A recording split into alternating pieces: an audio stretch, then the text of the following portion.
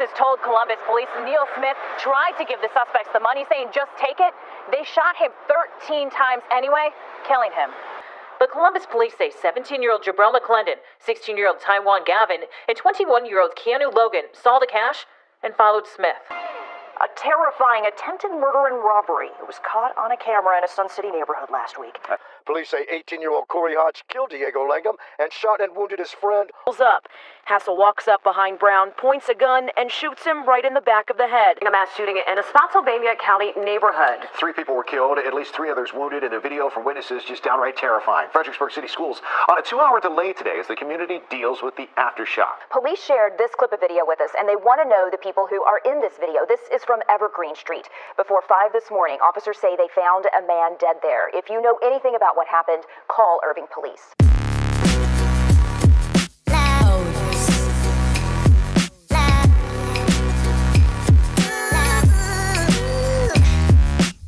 Got a question for you all. And this all comes about, what I'm bringing up comes about because I saw a tweet from Twitter X Twix, and it got me to thinking. I'm going to share the tweet with you guys in just a little bit, but I want to pose a question or pose a scenario with you guys. And let me just say this up front, that there is going to be some folks that are going to be bothered, upset, and after this, about an hour, I will give those of you, some of you, the opportunity, if you want to come on and you want to voice your displeasure or where you disagree, you are more than welcome to do so, because I really do want to hear what you have to say. If you think I'm wrong, then no problem. I would love to hear what I say that it is you disagree with. But let me pose a question with you, and I just pray and ask that you guys would be as honest as possible about what I'm asking you, about what I'm saying. Now, imagine you hear that a couple was just robbed. You're on your way back home, you're driving through your neighborhood, and you hear that a couple on the radio was just robbed and murdered in your neighborhood. The man that was robbed and murdered and the wife that was robbed and murdered, the man was a lawyer and the woman was an accountant. You are told that there were at least 2 men seen running away, and they are in your neighborhood. You're told to look out for any suspicious males. Now, do me a favor, and I want you to be honest. After what I described to you or told you this scenario, in your mind, describe what you think the assailants might look like. Be honest. Tell me what you think they look like. Tell me, go ahead and even tell me what color, that's specifically what I'm looking for, what color you think they are. Are you looking for some, well, I don't know, some Chinese men? Not that Chinese men don't commit crime, they do. Are you looking for some Indian men? And what I mean for those from India. Who are you looking for? And then while you're imagining that, do this also. Imagine who the victims were. I said a lawyer and an accountant. There are black lawyers, black accountants. There are, but the likelihood is that, and by the way, this scenario was given, and the overwhelming majority, blacks, whites, Hispanics, Asians, assumed that, or they just naturally were predisposed to painting a picture of a black or black assailants and the victims being white. Why is that? Well, there's a reason why we have these different views, these different stereotypes. We'll get to, if you want to, why we think the cause of it is, but more importantly, we should deal with what the solution is. So now I'm going to ask you in the end what you think the problem is, every last one of you guys, and there will be a lot of you guys on here, and I'm going to also ask you at the end, what do you think the solution is? Because the solution is important, so much so that this is broadcasting not just here, but also on Facebook, but also on the smaller channels. And so moderators, make sure that you guys are going back. Let me fix this over here as well. Make sure that you guys are going back and forth to both sides to make sure that everything is going hunky-dory on both sides. But I want you to be aware of that. I want you to say in your mind, have in your mind what you think the problem is and what you think the solution is. That's important. So now, I think it's vitally important to deal with what's happening here in America. And let me tell you, and I'll come probably back to this tweet a little bit later, maybe, I'm not sure. But I do want to speed through this as much as possible. I'm going to show you some videos, some clips, and I do mean for you all to be bothered. I want you to feel upset. I want you to feel some anger. I want you to feel some type of way, whatever type of way that's going to cause you to think and think biblically and also logically. Be honest. Don't think based on the color of your skin, whether you be white or black. By the way, we're not even talking politics. We're not talking about who is in the White House. We're not talking about who used to be in the White House. None of those things. We're talking about a situation that is pervasive in our society. And I happen to think that there is a group of people that make up the worst culture, the worst group of people ever in the history of the world. That's pretty harsh to say, right? I mean, we've had some pretty diabolical people. We've had some horrible, nasty people in our world. So for me to say, and I stand by this, that there's a group of people who make up the worst group of people ever in the history of the world, I think that is this particular subculture that we see that is predominantly black. I'll tell you what I mean. Does it mean that all blacks? Nope. I don't think that all blacks make up this subculture of this black underculture. Nope. And I do believe that there are some white folks and some Hispanic folks that are also trying to jump in. But make no mistake about it, this is a predominantly black culture issue, a black issue dealing with more blacks. You'll have a smattering of whites, Hispanics, some Asians that want to be, they think that this particular culture, this underculture, this gutter culture, this hood culture, this demonic culture, this wicked evil culture is cool. I mean, sin is appealing to so many people. But I want to look at this tweet. The tweet, when I first saw it, made me feel a little bit uneasy, bothered me a little bit, and I want to put it up for you guys to see. What do you guys think about this? This is from Matt Walsh. Someone sent me this tweet, and I didn't know if they were trying to get me upset or wanted to see, to agree. I didn't know. And so I didn't want to just jump on something.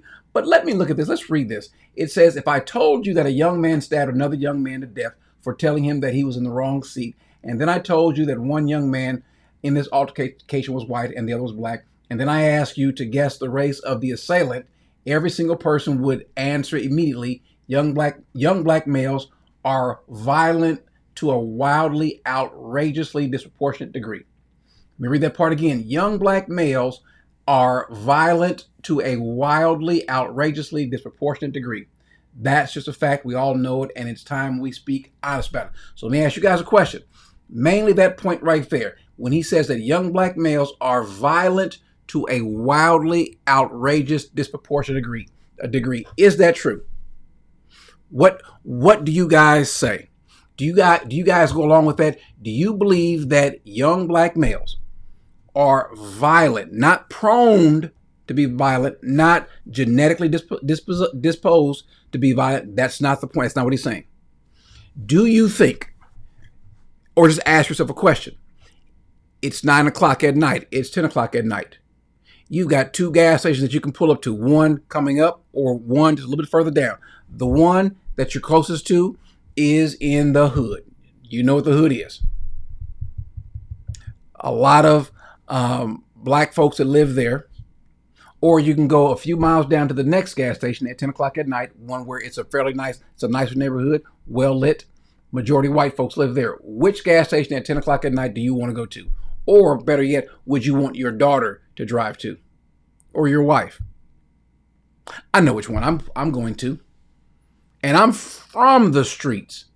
I'm from the hood. I might even show you some video of one of the areas. Now I grew up, for the first 14 years of my life, we lived in 13 different neighborhoods, and half of those neighborhoods aren't even around.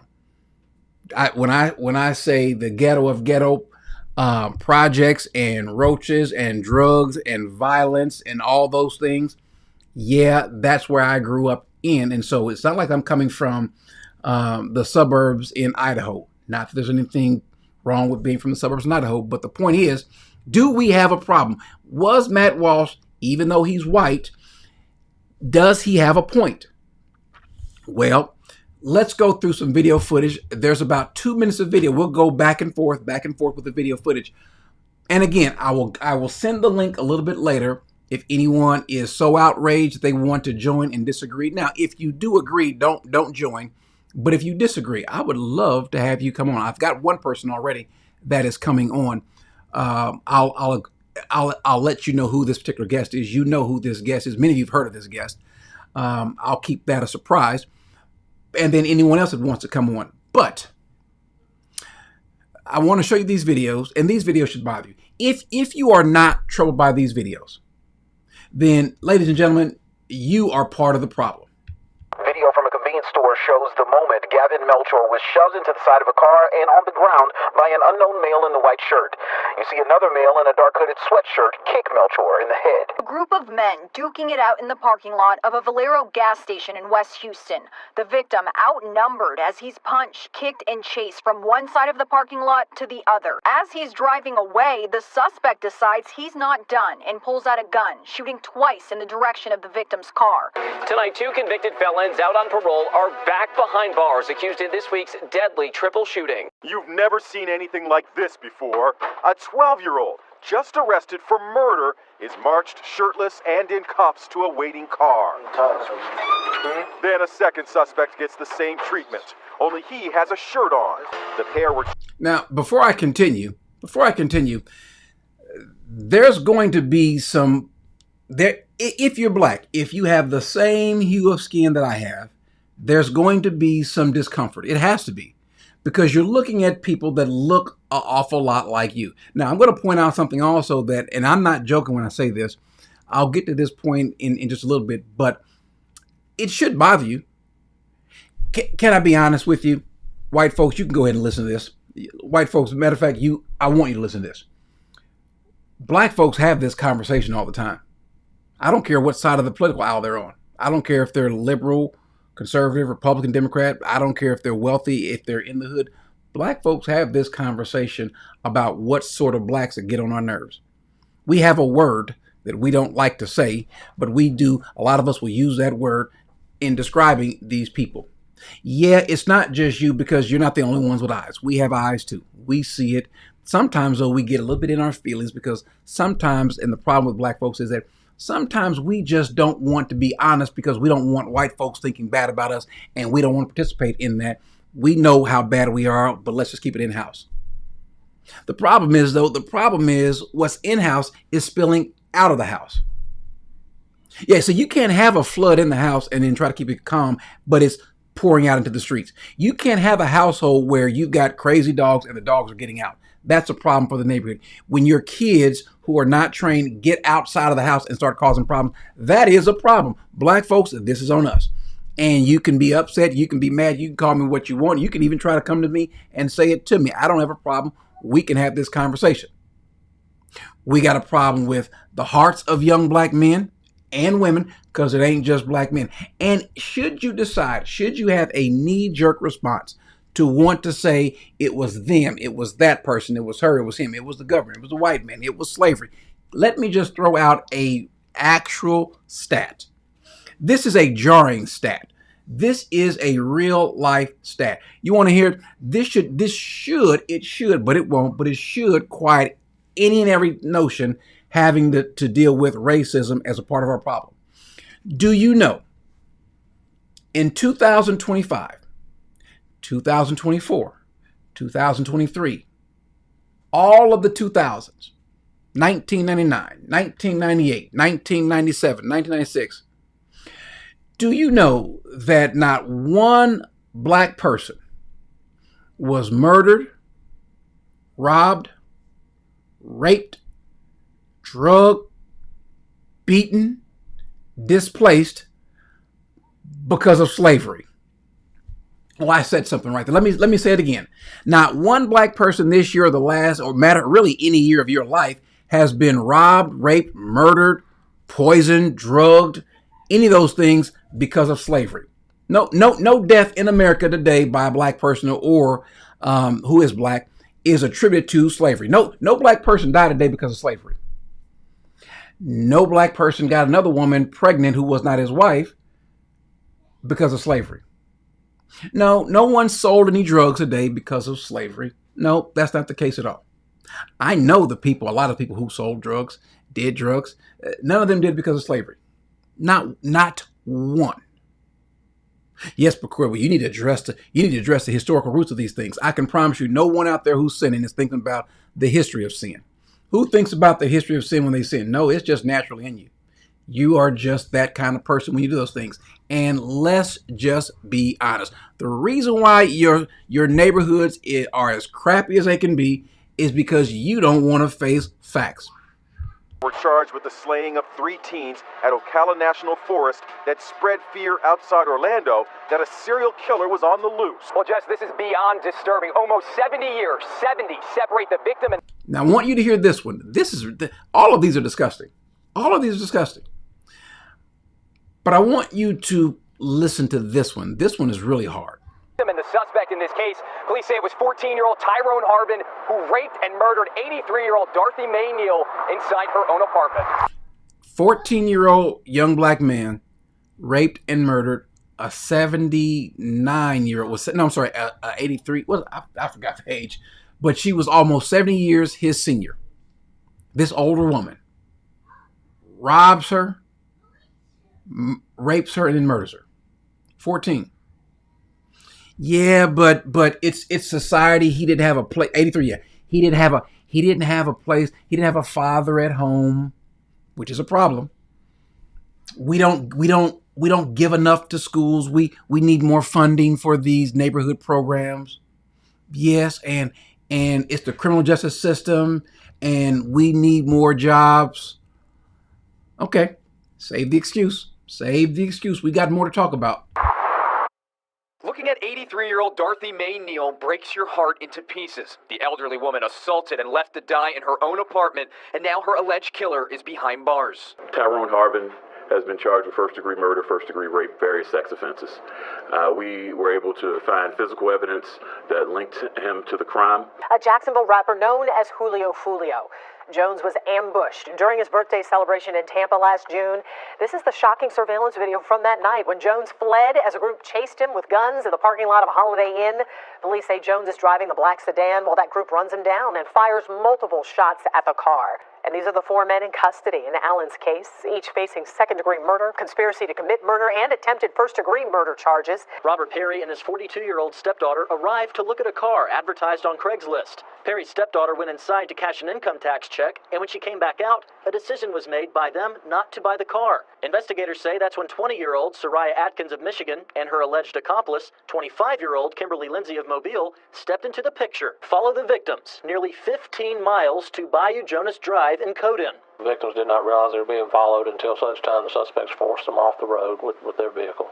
That's when the unthinkable happened. The driver exited with a handgun and robbed and both of them and shot Mr. Perry. Are you a killer?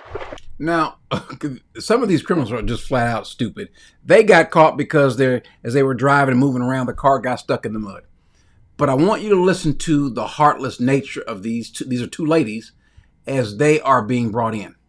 Are you a killer? Did you shoot? Did you shoot? Did you know this guy had a family? Did you know this guy had a family? You hear mocking the reporter. Did you shoot him? Did you shoot him? Did you know this guy had a family? Did you know this guy had a family? Okay. I can promise you where she's going to be is she's going to cry. She's going to cry and she's going to hurt. Get the up out my face. That's what y'all can do. No one lost his life here. Okay. Did you lose yours? Obviously not. Just feeling my face. Why are you being so defensive about it? Because I live my face with lights and cameras. What the you mean why I'm being 18-year-old Leighton Ridgedale was murdered in his own subdivision. I just don't understand what kind of future they think they're going to have. Columbus police now say that Makai Andrews and suspects Baron Anderson and Terrell Hicks Freeman were scheduled to meet with an unnamed witness to sell him a gun. Watch the group of teens walk up and approach a red car. Another teen walks to the store and tries to get inside. The doors are locked. Then someone in a black car across the parking lot pulls out a gun and starts firing. The other young people retreat behind the red car. Now remember, these are young kids. These are teens. These are people that should be at home doing homework right now. And then pull out weapons of their own, and the gunfight begins.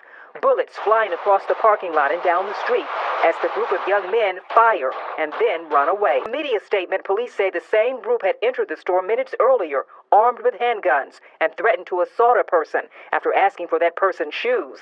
They left and came back a second time when this parking lot gun battle broke out.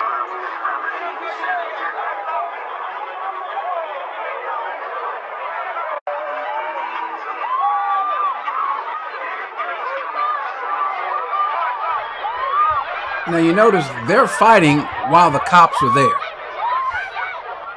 What is it about you? You don't even care the cops are there.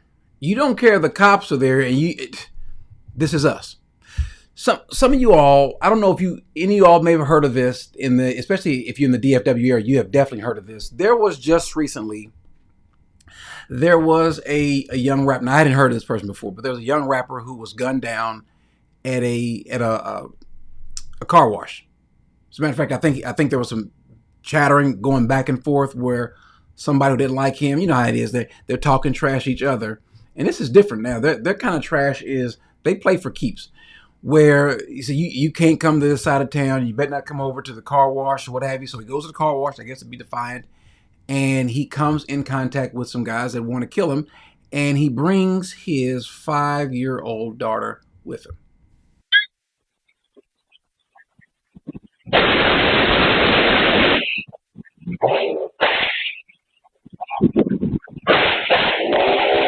Bush and double murder of music rap artist Ronnie Sibley and his 5-year-old daughter, Armani. They are 24-year-old Adonis Robinson and 21-year-old Jacoby Russell, both of Fort Worth. Public records show Robinson was arrested in 2019 and later convicted for the violent assault of a woman who was walking along a trail near Marine Creek Reservoir. Now, two things. One, the guy that they just talked about, he's already a sex offender. Why he was out, I have no idea. He could not have served enough time to have gone through the system and come back out. I don't know why he was still out. That's a problem. As a matter of fact, let's before we go forward, I want to pull up a text that I think is always important to look at. This is Ecclesiastes. Let me put the thing over here as well. Give me 1 second. I didn't add something. Ecclesiastes 8:10.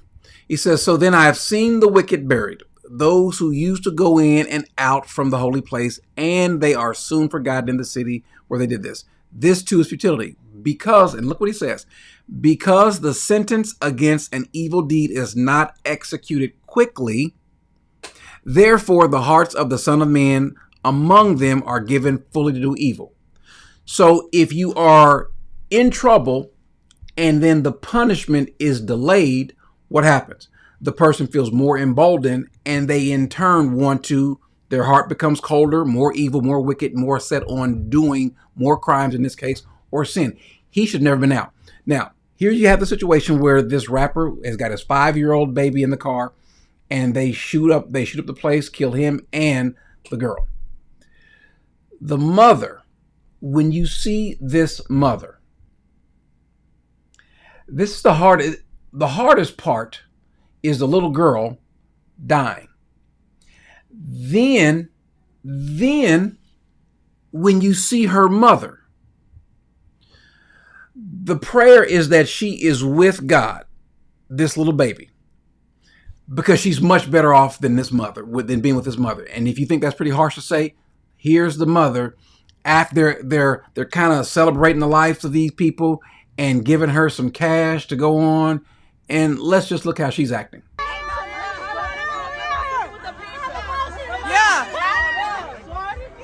Yeah, security all day.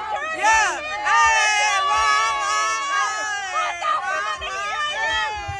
Now she's saying,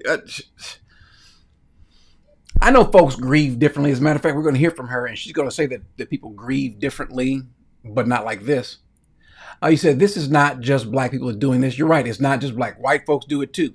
Hispanics folks, Asians, Native Americans, you all. But to what degree? In comparison, in the grand scheme of things, who does more? Who does more? Who commits the majority of murders in America? We know white folks kill. We know Hispanics kill. We know Asians kill. We do. But when we are 50 to 55%, I think right now it's 53% of all murders in America are blacks. 53%, ladies and gentlemen. Let us just sink in. Depending upon the census, 13, 14, 15, between 13, 16, 17, 18% of the population committing 53% of the murders. Your excuse is what now? 60+% of all crime committed by blacks. 60% of all crime in America is committed by blacks. And you're saying what? You're saying what? Why are you bringing up the president? The president has nothing to do with this. This president or the previous president.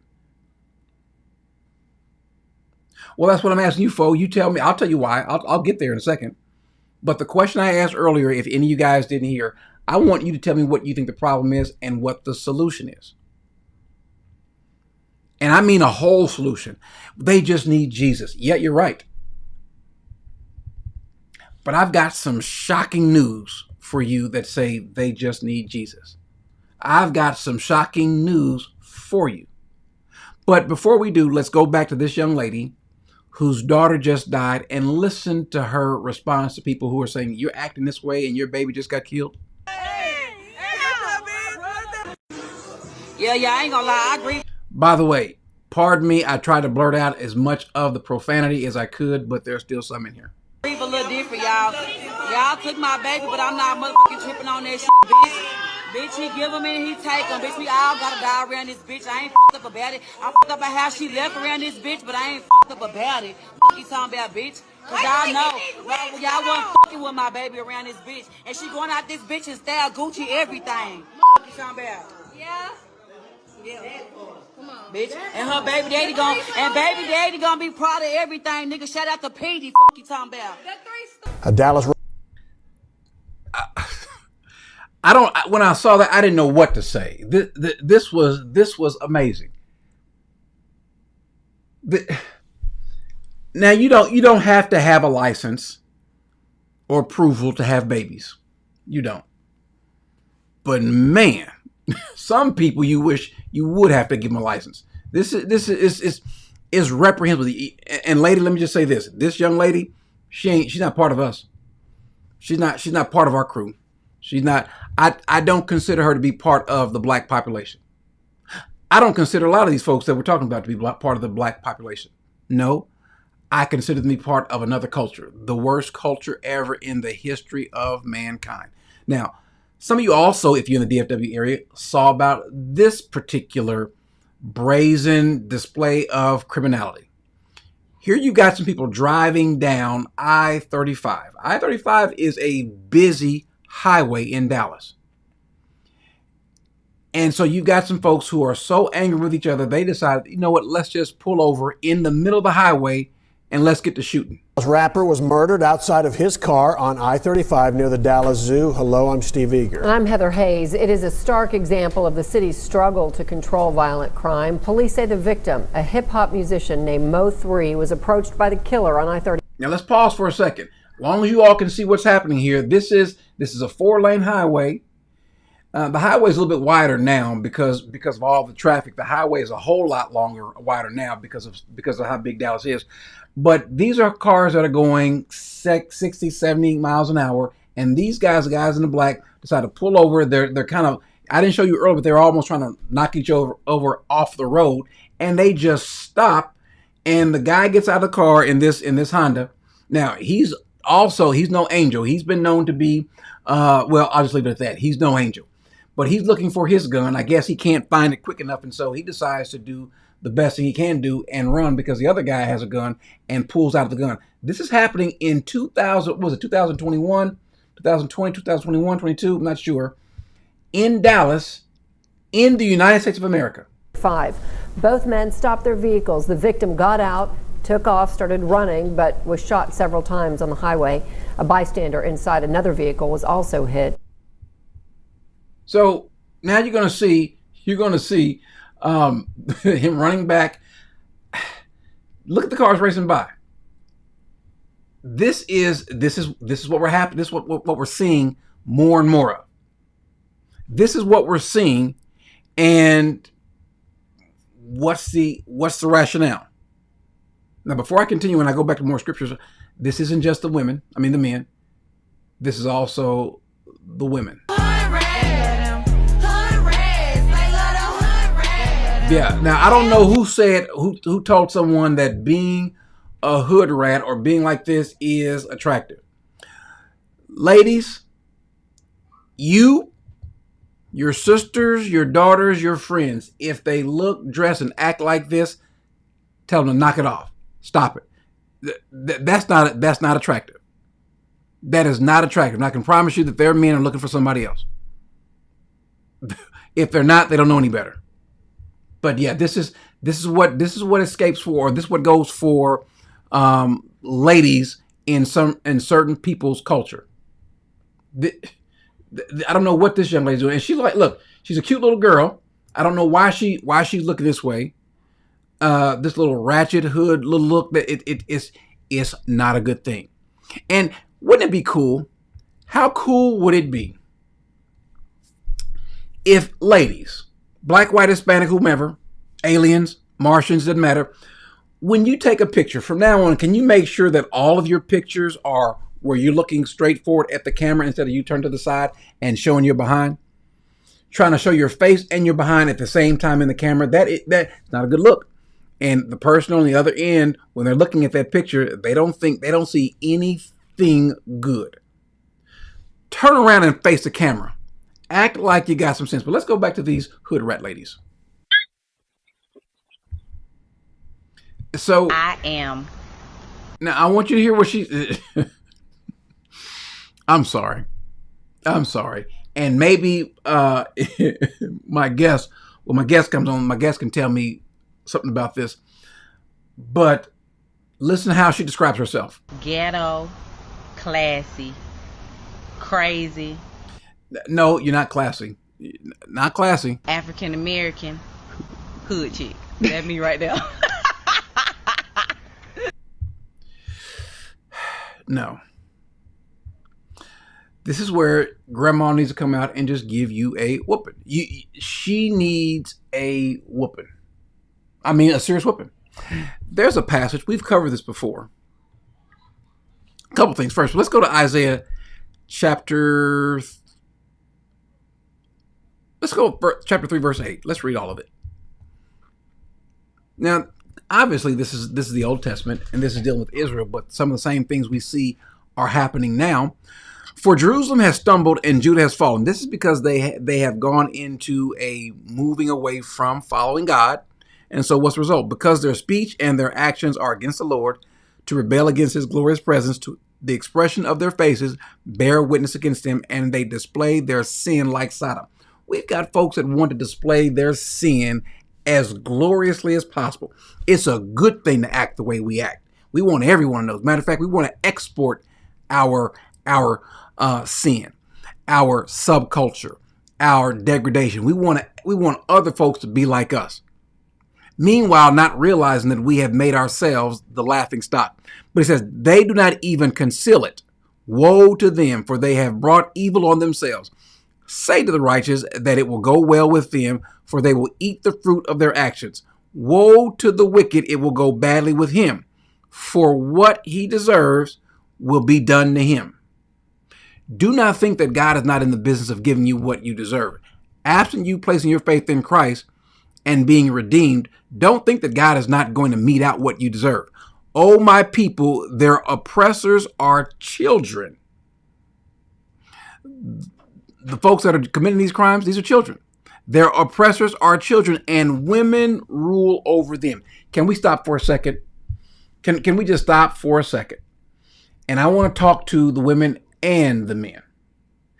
There used to be, in the black society, they would say that education is the great equalizer. We need to make sure that our kids are educated. That way that what's happening, what's ailing our societies, we can come up and do better. And you saw that. You saw economic gains from black society from the 20s, 30s, and 40s and 50s like no other society ever.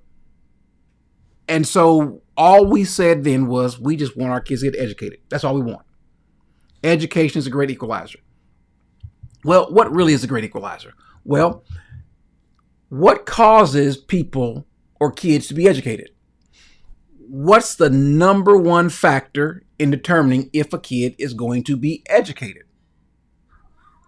Well, the number one factor in determining if a kid is going to be educated is the same number one factor in determining if a kid is going to go to prison, if he is going to do drugs, be homosexual, if he's going to have a good income, if he's going to live longer, be healthy. the number one factor in all those things, in every positive socioeconomic metric, is fathers. Well, they didn't bring that up then because guess what? In the 20s, 1920s, black folks had fathers. We need daddies back. The problem is nowadays fathers aren't around. No good male, and please save it for someone who doesn't know to tell me that it's as if you have a child and you're not married, I want you to be involved as much as you possibly can. But unfortunately, you'll never ever have the same level of involvement as if you lived with the child. Two fathers, Bob and Earl. Bob has 2 children. Earl has 2 children. Bob lives at home with his wife and 2 children. Earl does not, but he goes and visits his 2 children. He gives them money and so forth. Earl, just by the mere fact of proximity, he can't do what Bob can do. Bob's presence matters. And if you think it doesn't, then you are discounting the value of a man being at home. When we look at these stats, this also includes bad males, bad fathers. If the father's at home, the child is more likely to do better. And that's including when the father isn't the greatest father. Sometimes just the presence of the man there matters. Because what can he or she do if I'm not in the house versus if I'm in the house? It absolutely matters. We've got kids who don't have good male examples. And the ones a lot of them have are weak, emasculated males. We've got some people who the girls that are growing up, they don't see strong men. Sometimes the strongest men they ever see is their brothers or their cousins who really aren't that strong either. They're relying on some other woman to help them to get by. And I'm not saying that women can't do a good job of raising a boy, but let's just be honest, the numbers are clear. They don't do nearly as good a job. They can't do nearly. Notice this. Males who go to prison or do drugs or commit murder, they're far less likely to do those if the father's at home. But do you know that stat is virtually the same if it's only the father and the mother's not there? The effect of fathers on boys is, without question, important. I was going to play a clip. I'm not going to play it, but I saw this clip. It was a little bit kind of hood-ish. But there was a brother who his son was doing some stuff online and holding up some guns or talking some stuff, and the father recorded a video of him chastising that boy and even slapping that boy. That was a little harsh, but the boy got the message. I'll never forget this. I will never forget this as long as I live. My father told me this was after I was homeless. I was just being a knucklehead. And I won't say the words that he says, but you all are smart enough. You're with it. You can understand what he said. He said to me, I asked him, I said, well, Daddy, I need some money. I'm trying to, get myself back in school and this and that. And he pulled the car over and put it in park and looked at me. I remember the look he had on his face. This was the way Jimmy might have looked at me that day. There was a certain fear, not that he was going to do something to me, but there was a certain fear in my heart. He said, boy, quit acting like a little bee. Y'all know what the B word is. Quit acting like a little bee. Get that bee up at you and start acting like a man. I'm not giving you a blank thing. Why would I give you some money if you don't know how to be a man? You a man, ain't you? Be a man. Quit acting like a little bee. And I still remember to this day. And it was one of the best speeches he ever gave to me. I'm not giving you anything. I'll help you if you helping yourself. I'm not raising no girls. Not no shot at no girl. I'm just saying what he said. I'm not raising any girl. I need you to be a man. And I wasn't. And so what did I do? I went and got me a job working as a CNA, a nurse, what do you call it? Certified nurse assistant at a nursing home. Not making a lot of money, but I started working as many hours as I could, overtime, working. There were times I worked 2 shifts, do it on holidays, and just build my money up to put myself back in school. Oh, and I'll never forget my father said, boy, son, I'm proud of you. That meant so much to me. Because all he wanted, he knows how the world is. Knows how the world is. And so today we've got a bunch of women who don't respect the black men. Here's the sad part. We've got a bunch of good black men in this chat right now. And that are going to watch it later, who are going to be guilty by association. In other words, they'll look at you, they'll look at me, someone else, but they won't see us. They'll see those guys in the earlier videos. That's what they'll see. What is the cop supposed to, when the cop pulls you over, what's he supposed to think? Let me put you guys on the side. When the police officer pulls you over and you're black, what do you think is going through his head? Now remember, this your first time interacting with a cop, but it's not his first time interacting with somebody black today. Or this week or this year. What's going through his head? What's going through that judge's head when you go in his court? See, one of the things that we've done is we've presented a bad look for us as black people. Now, I'm not considering these same folks to be part of the same culture because they have a different culture. They have a made-up culture. So sometimes the reason why we see what we see, I'm not giving it a wink. I'm not giving a pass of what's happening if someone does something they shouldn't do. But yeah, it might yeah, exactly. They think this might be a threat. So you know what I'm not going to do? I'm not going to give them any reason to think that I'm like the person that they had encountered the first time, which I won't anyway. But let's just be honest. Let's just be honest, ladies and gentlemen of the jury. Us people that have the same hue, the same skin tone as us, we are in many cases, like it or not, fair or unfair, you might not like it, but we have in many cases become a laughing stock to a lot of people.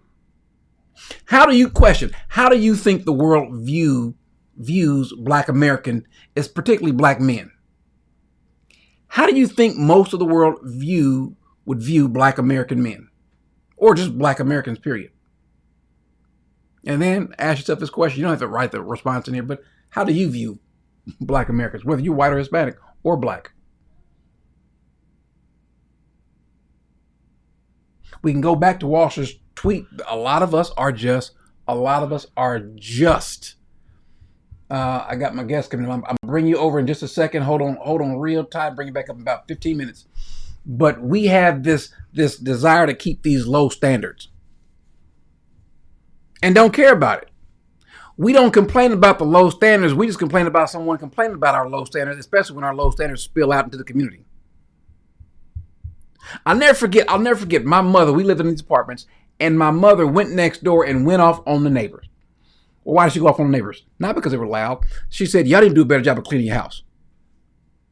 Because we sprayed, we got parts taped up. We don't want roaches over here. But your little filthy house is causing bugs, little critters to come over here. Oh, no. And so she said, if you need to, I'll come over and help you. Stop letting our mess spill out. And it's making us, you literally make it harder for your children. Especially, and here's what makes it worse, when you turn around and give a sorry excuse. Again, not one person today, not one black person today, or last year, or the year before, or the last 50 years, died, was raped, murdered, robbed, beat up, drugged, sold drugs because of slavery. Not one. Not one. We get offended by everything else except for what's really happening. We don't get offended by the degradation in our society. Not at all. Not at all. We've got lawlessness. It's promoted. We've got this stuff with our music. Now, I work out, and I've got my little workout songs, and I was looking at something. I was getting in, I came out of the, I was born in the 70s. I was born in 72. So I'll never forget, I was playing a song. It's an old Ice Cube song, and I was getting a clean version. Well, it had, when I had to download two of them, the clean version, the bad version. And the bad version was playing. I couldn't turn it, so I just kept it playing. And I noticed something. It kept bleeping out certain words. Now, y'all forgive me, but it never, I won't say it because I don't have to, but you all know. It was N-word every other minute. That word didn't get bleeped out. But when it got to Jew or white, that word got bleeped out. And I'm thinking, wait a second, you mean to tell me that these people are more, you can't say Jew in the song, but you can say the N-word 47 times? And it got me to thinking, that's because they value their culture. We don't. We don't mind somebody making $1 off of the word. We ain't got a problem with it. And yeah, I know somebody, well, yeah, but the white man gave us that and because of history and so forth. But yeah, say what you want to say, but all this we're talking about, history doesn't play not one role in this. How much does history play in this horrible culture that we're seeing, the worst culture in the history of mankind? None. Yes, it does. No, it doesn't. No, it doesn't. Bad standards. People telling you that you're this low and it's okay. People pampering you for being this low and it's okay. And I'm not going to be able to get to all of my clips, but I want to play this particular one here. I want to play this particular one. I'm going to play two of them, and then I'm going to bring in my guest. We got this issue with music. The Bible says this, before I do. The Bible speaks about, Jesus says this. Now, this is Jesus, y'all, so pay attention. Jesus says, it's not what enters into the mouth that defiles a man, but what proceeds out of the mouth. This defiles a man. Why? What comes from that? Murder, strife, envy. Remember what we read in Romans 1? All the different things that come out of Romans 1, these are things that are in the heart. Look what he says. Being filled with all unrighteousness. We only associate this with homosexuality in most cases, but look what he's saying. Being filled with all unrighteousness, wickedness, greed, evil, full of envy, murder, strife, deceit, malice. They are gossips, slanderers, haters of God, insolent, arrogant, boastful, inventors of evil, disobedient to parents, without understanding, untrustworthy, unloving, merciful, and although they know the orders of God. Now, we got folks that will still give a wink and a nod in the past, folks that do those things. What we just read, does that describe this black subculture? And I know that there's a couple whites, a couple Hispanics and Asians that want to participate in it. But listen, we invented this one. We invented this one. Does that describe us? Yeah. Well, I say them. Yes, it does. And I want to play something, and I've got to be careful because I know I'm probably going to get a copyright strike on this. I'll try not to. So I've got to keep interrupting this part. But I was watching something, and it's a father and daughter who do they do videos of different stuff, and they're singing, really the little girl. And they were singing this song, and I was like, I never heard this song before. The song was called, some of you guys may have heard, it's called Ante Up. Ante Up. And I went to go look for the song. This is indicative of this horrible society, this horrible culture. Listen to the words. I've got to start and stop in this thing so I don't get a copyright strike, but I want you to hear this. The they grew up with was not this culture. Oh, wrong one. Hold on. Where is it at? There it is. I'm sorry. He says, and let me put my face on this. That'll help me with the copyright strike if I just put my beautiful little bald head face on here. So let me put this up here. He says, take things off, take chains off. Talking about robbing somebody. That's what this is about, y'all. Robbing somebody. Ante up. And listen, the song kind of gets you in like, okay, yeah, now you're bobbing, you're moving or whatever. What they say and what they said is entering in your ear, or if you're watching it, in your eyes. Fool what you want. Is that what we have? Yeah, Brian B. Yep. I hadn't got to that part, but he says, kidnap that fool. Tie him up naked, run up in Granny's house. your life or your jewels. So when you hear this stuff and you are stupid, because you're 8 years old, you're 10 years old, you're 15 years old, you're 20 years old. Let me just say this. I'm not just trying to be ugly, but if you're 20, you're still stupid. 25, you're just not as stupid, but still stupid. You get to be about 40. The only reason why you're not as stupid as a 40-year-old because you realize how stupid you were in your 30s, 20s, and teens. And then you're less stupid in your 50s because you're like, hey, you know what? I know it, and I'm moving slow, so I don't do too many stupid things. That's all. I'm sorry, Keyshawn. Listen, how you get peace in life is you get old and realize I'm not that smart. I'm pretty dumb. And you will save yourself a whole lot of, because how many times have we got in trouble thinking that we knew what to do and didn't? How old is it? Dutch says it's 25 years old. Okay, why is it that old? Okay, all right. That's your song, huh, Dutch? I'm kidding. I didn't know how old it was. I thought it was a fairly new song, and then I saw on I got the video. I was like, this video was 15 or 16 years ago. I was like, wow, I didn't know how old it was. But still, the problem is you got kids that listen to this stuff. And so I want to play what y'all saw what Thomas Sowell was saying, and let's play him, and then I'm going to bring on my guest. Grew up in America today. So they had... There's no gang culture. The culture in which they grew up was not the culture in which black kids grew up in America today. So they had... There's no gangster rap that was pervasively available in Germany. Now, what you're watching is there's a little boy named Lil RT. This little boy, I think at the time he was 9 or 10, and he's doing the video, and he's got these two despicable ladies, half naked, letting the boy slap them on the behind. That's what's happening. Look at this now, and she's grinding on him, and it's okay. And now look who shows up to the party. Check him out, Joe.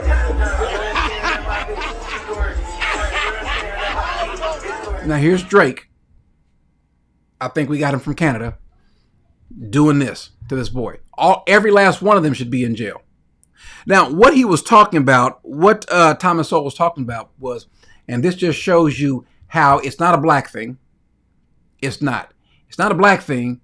It's a culture thing. He's talking about blacks who had children with German women during the war and how these children fared. But freedom is not enough. I'm sorry. He's going to say it after this because he brings up what LBJ is saying, and this is a lie from LBJ. You do not wipe away the scars of centuries by saying now, you are free to go where you want and do as you desire and choose the leaders you please. You do not take a person who for years has been hobbled by chains and liberate him, bringing up to the starting line of a race, and then say, you are free to compete with all the others, and still justly believe that you have been completely fair. Now, he's lying. He's wrong. Meaning you don't bring people up who have been oppressed, who've had these different things and say, now start, now run. No. How about, and if I were around, I would have told him, how about you shut up? How about you shut up and get out of the way, Mr. Man, Mr. White Man? I don't want you telling me how much you're going to help me, because it never works. It never works. All we ever wanted was just for you to get out of the way. That's all we ever wanted. Because what has every other group of people in America wanted? The same thing. Those from India, those from China, those from Taiwan, those from any place, including not just them, but other blacks from other areas. So let me play this other clip. I'm going to give you this stat, and then I'm going to bring on this next person with me. It's pathetic. It's not a question of, there's no you who has the control to be completely fair or completely unfair.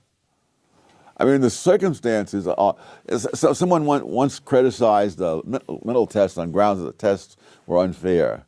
And I think it was David Reisman who said, the tests are not unfair.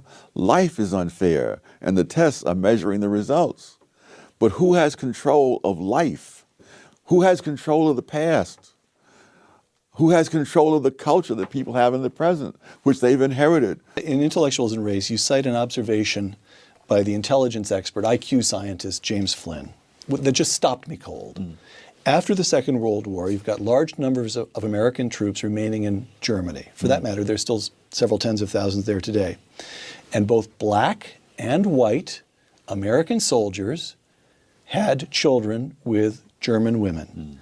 And Flynn discovered that those children growing up in Germany showed no IQ differences at all. The black kids and the white kids, the same. Quoting Intellectuals and Race, Professor Flynn concluded that the reason was that the offspring of black soldiers in Germany, and now you're quoting Professor Flynn, grew up in a nation with no black subculture, close quote. Which means what? Which means they experienced exactly the same expectations. Is this the... No, the expectations are external. So here we've got a case where you've got black kids and German kids who are growing up and their IQ, their achievements are exactly the same. Because no one is telling them that you are at a disadvantage. No one, the expectations are different. The standard is different. One of the most powerful things that could ever happen to a person is to have that person become disciplined. Is to have that person get punished when they step out of line. And so I'm going to bring on, and I'm going to also open this up in a little bit as well for you guys who want to come on just a little bit. But before I do, I want to bring on, let me fix this. Hold on one second because I'm about to mess something up. I forgot to do this. Let me do this. Let me do two things first because I'm never right where I'm supposed to be. Let's do that. All right. And then let's call that guest. I'm setting up my scenes, Miss Ma'am, that I didn't do because I didn't feel like pushing all my buttons on my, what do you call this thing, on my Stream Deck. So let me go over here and call this, call this one right here. Let's call this guest or label this guest so I can bring you on. There it is. That way I can bring you on real proper like. And so who am I bringing on? Ladies and gentlemen, I would like to introduce you all, Miss April Chapman. Oh, I don't have all my lights on. You don't have your lights on? Well, hold on. Let's do it all over again. All right. No, now she's gonna fix her lights and stuff. I'll have him come turn them on because I look so dark. Is it me? Don't I look dark? Yeah. Well, I mean, I have my screen in front of me that's a little bit darker, so I really can't tell. And then the camera in front of you, you're not on that one. So, but it's okay though. It's okay. How you doing? My workplace partner's coming to the rescue. Say that again. Oh, he's coming. Okay. Yeah. And now let's just so we can be clear, because somebody might say something. You are married to a black man, right? Oh yeah, he's foundational black. He like black. He's foundational black. Okay, so he can. What happened? You hit the camera. Okay, doggone it. No, it's all right. I got you. No, wiggle. Come on. What happened right here? There we go. All right, doggone it. Hold on, wait a second. I done did the wrong thing. Hold on one second, April. Hold on. Let me. Okay, let me do this. Let me take you off of here. Hold on. Okay, now let me. I've got the wrong. Let me lock that. Now let's go back. There you are. Okay, now we'll get it straight. Okay, ladies and gentlemen, this is April Chapman, formerly of Standard of Truth podcast. But what happened was she got uppity and decided, you know what, my name is all I need. It to be April Chapman. That's it. That's all you need to know. It's unshakable with April Chapman. See what I'm talking about? Uppity. I'm just kidding. But so now you've been hearing this, and you have said things toward. Matter of fact, more so than I have, especially over the last year or so, dealing with what ails the black community. What are your thoughts? And then, by the way, guys, don't forget I asked you a question. I asked you what do you think the problem is, and then also what the solution is. So, what say you, April? Well, I caught the tail end of the conversation, particularly when you were talking about the music, and then you brought on Thomas Sowell. Just to give people a point of reference, I'm born and raised in Bronx, New York. Inner city, as urban as they come. Single mom, several generations of, I call it matriarchal squalor. meaning we had no family history of a man and a woman living in a bona fide state of matrimony. I had no firsthand experience of what it was like to live in a home where there was a man around, right? And so when I examine the culture and we see what I call the moral rot or the moral degradation of the Black American community, I don't believe that we're just genetically predisposed to violence or there's some sort of abnormality or defect in how God created us, right? I don't believe that's it at all. This is a culture problem. And when we say culture, I'm talking about there's a subculture of what I would call that hyphenated America, the African Americanism, where we are indoctrinated with a couple of different worldviews where we don't really aspire, where other people groups are taught to put their best foot forward and to walk with their heads held high, particularly if they're first generation immigrants and they have a part and parcel and some sort of ties to this country. We've been here for generations, but yet our outcomes are considerably more negative than other people groups. And when I examine just the last 100 years, we weren't always that way. We weren't always that way. One thing I would say is this is a family problem. When you break down the family or you incentivize family breakdown by way of government dependence, feminism, the idea that, a single mom is just as good as a two-parent household, you're going to experience unintended consequences as a result. So a lot of the violence that we see happens. Fathers restrain evil and lawlessness in the family structure. They're like that first line of defense that God instituted when it comes to a family. You need a man and a woman together, absolutely. But it's something about the patriarchal authority of a father that restrains, I would say, lawlessness in the home. So, where when you have a healthy fear of God and then a healthy fear of your father, you are less likely to go out and enact justice on your peers. You have just this respect for authority because you're used to submitting to a father in the home. And you just recognize healthy gender roles, healthy submission to authority, and you kind of just move and function in the world vastly different than children who were raised by just a mom. I was raised by just a mom. I am speaking from firsthand experience that I struggled with even submission to authority. Like if someone would say something that I didn't like, that feminine, I'm gonna snap back energy versus let me listen to, is this person levying criticism that's legitimate? Did I hear what they actually said, or am I filtering this through my emotions? Like these are things I had to learn as an adult, because that emotional regulation that would have been there if my father with that deep voice said sit down, and you gonna sit down, I'm not gonna say it but one time. It's different. It hits different when daddy says it than when mom says it. Love my mother. She did the best that she could. But what we see happening in the culture today, I think it is a cultural problem where we've had generations of bastards raising bastards, and that's not a profane use of the word. I mean it in its exact definition. We have a whole lot of out of wedlock births, and those are not healthy family structures to raise children in. And as a result, our males lack emotional regulation and self control. They are angry because think about it like this. Some would say, oh, poverty is the problem. I would say, okay, we can make an argument for poverty being the problem. But it still goes back to family structure. Black folks, we're not strangers to being poor. We were poor in slavery.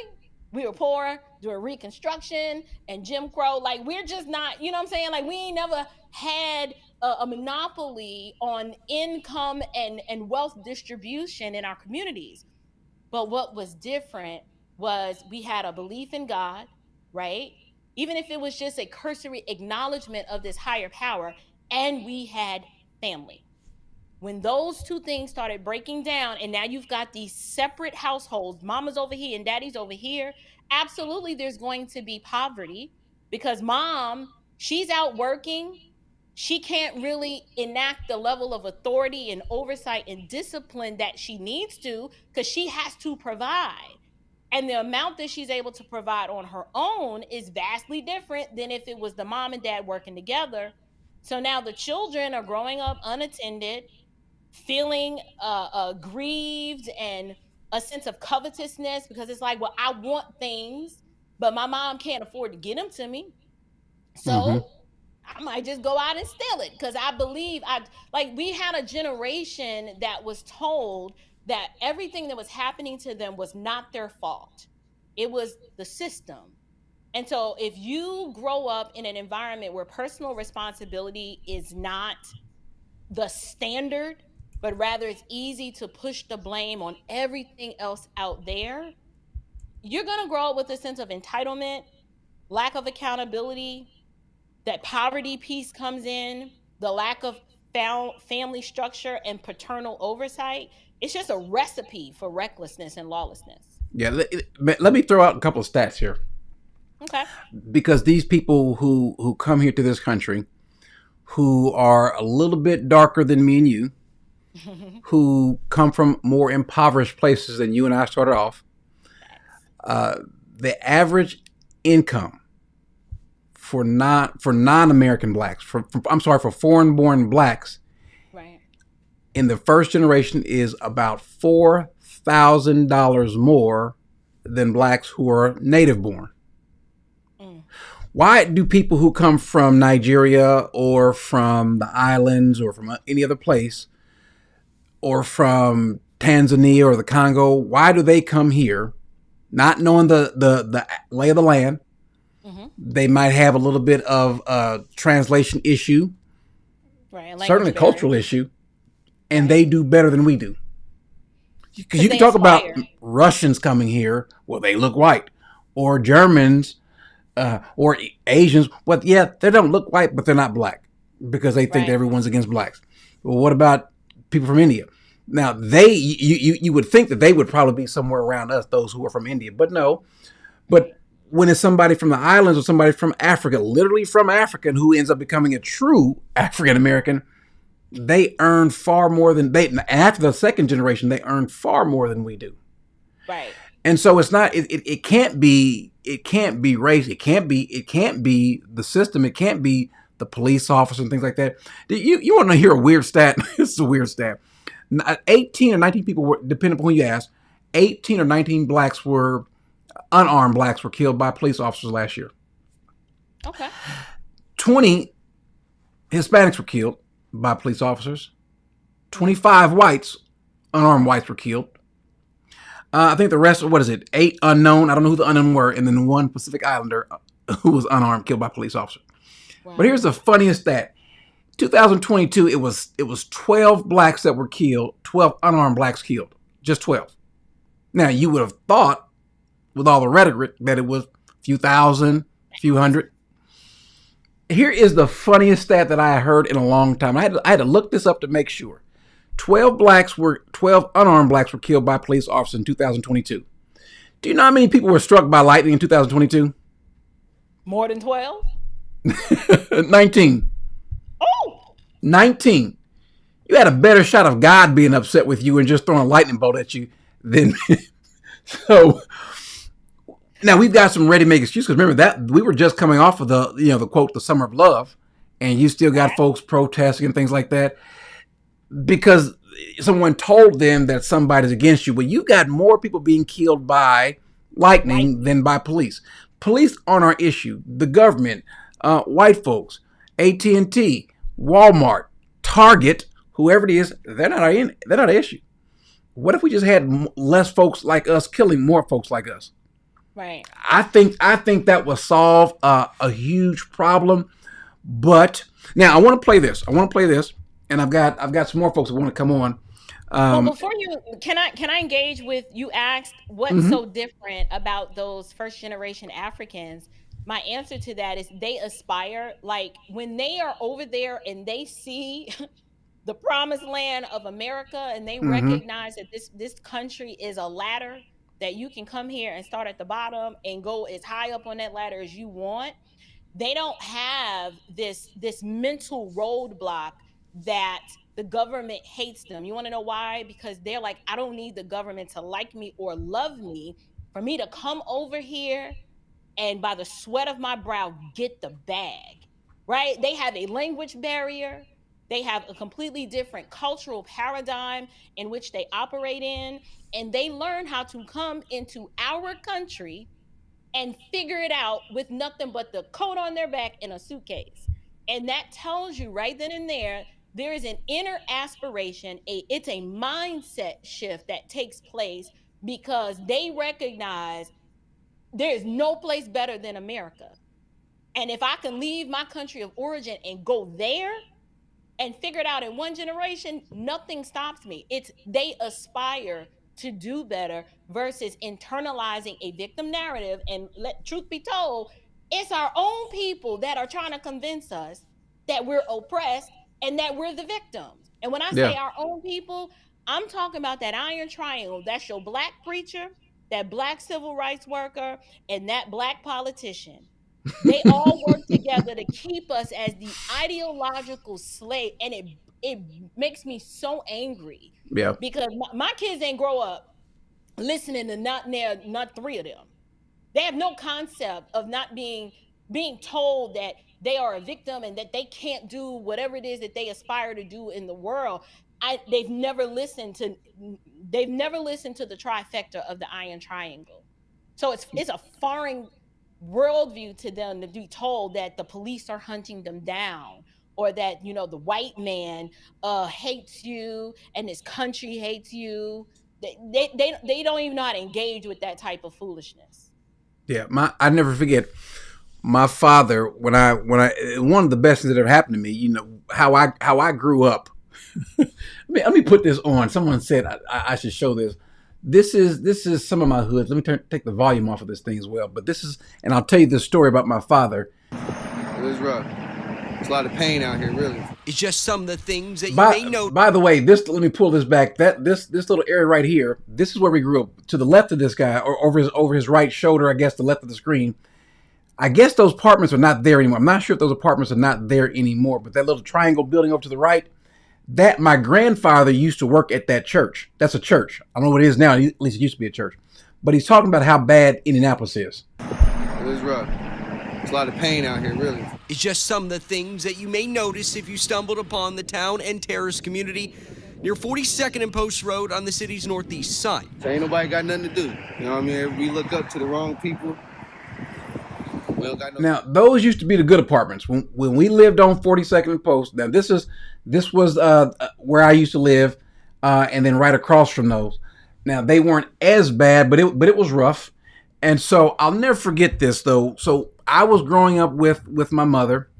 The reason how I got to go stay with my father was because we had a hit put out on us. Mom was messing with somebody's drug money, and so we had to go. Y'all was about that life. Well, not really, because we left. If we was about that life, we'd have got strapped up and went and did. No, I'm kidding. No.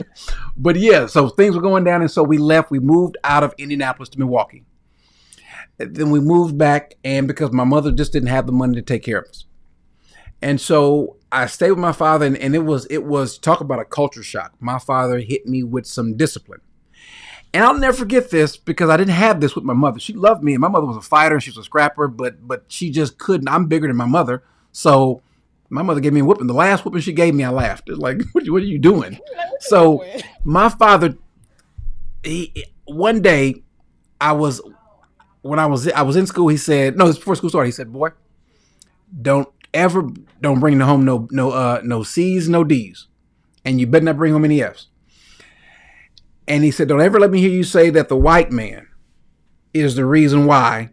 The white man, this white. Don't let me hear you. I don't want to hear nothing about the white man. Okay, I wasn't thinking nothing about it. This was before school started. Right. First report card came, and he was ready to my report card because he believes, hey, get good grades. Because he believed if you get good grades, you can go where you want to go. You can write your own check. And so I came home. I had a decent report card. It wasn't, scholarship type, but I had I know I had an A in gym. I had that. I had a B. I think I had maybe one C. So it was mostly B's, an A, and then at least one C. I forget what the C was in. Who knows? And he asked me a question. He wasn't really upset. He said, okay, son, it's pretty good. This is a pretty good report card. He said, I don't like them C's because if you can get a C, you can get a B. And if you can get a B, you can get A. All it just takes is a little bit extra time. So I'm thinking, okay, cool. My daddy's not upset about this C. He said, but now, so what happened? How you gonna get a B? Well, Daddy, I don't know. The teacher, she kind of rough on all the black kids. All of us having this. And I started going down this white road of guilt, blaming my teacher. And you know how it is when your parent kind of Well, I didn't know that was code to duck. He hit me. Bam. And I mean, he hit me. I'm talking about go to jail, hit your kid kind of hit. And he said, look here, you little blankety blank. Don't you ever tell me something about, I told you about saying a white man. If you get all the answers right, I don't care what the white man say to you. If you get all the answers right, what he gonna do? He gonna give you an A, you little, and he cussed me out. You gonna get an A. So tell me about the white man again. Now that was discipline, in the 80s, right? So my dad did something similar, but it was that was the first time I experienced my dad actually trying to hold me to a standard when I tried to say, because I went to an all-white boarding school for high school and I was on scholarship, and it was just it was academically vigorous, and I just wasn't used to being challenged that way. And you got a C, I got a D. I got a D in modern European history, and I tried to, but it ain't Black history, and you expect me to remember all these dates about, Queen Anne and bloody what was her name?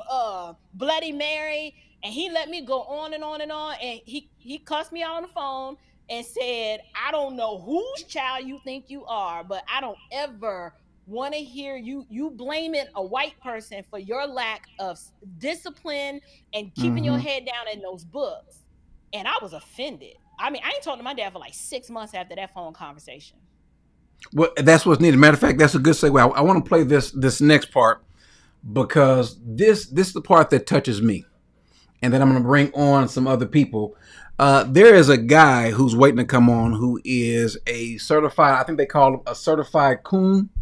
I think a certified coon bootlicker. That's just, yeah. So we're going to bring him on just a little bit as well. But before I do, I want to play this. This is the part that when I first saw it, it did something to me. It had me really ready to cry.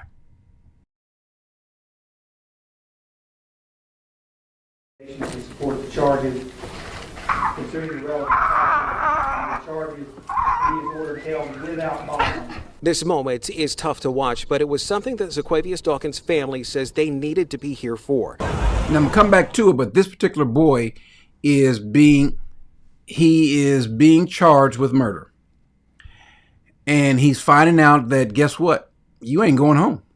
You're not getting the bond. You're going right back there. And guess what? There is no junior section back there. You're going back there with the men. Stay tight. Keep a stiff upper lip. Keep your head on the swivel. Be quiet. But you ain't, and you see it hitting them. Now, I've seen this happen a bunch of times. Let me just, and I want to show this next part. This did something to me. This is a young man in New Orleans who is out with the wrong people. And the police show up. This young boy was blessed when the police showed up because one of the police officers that showed up happens to be his uncle. And listen, look what the uncle does to him.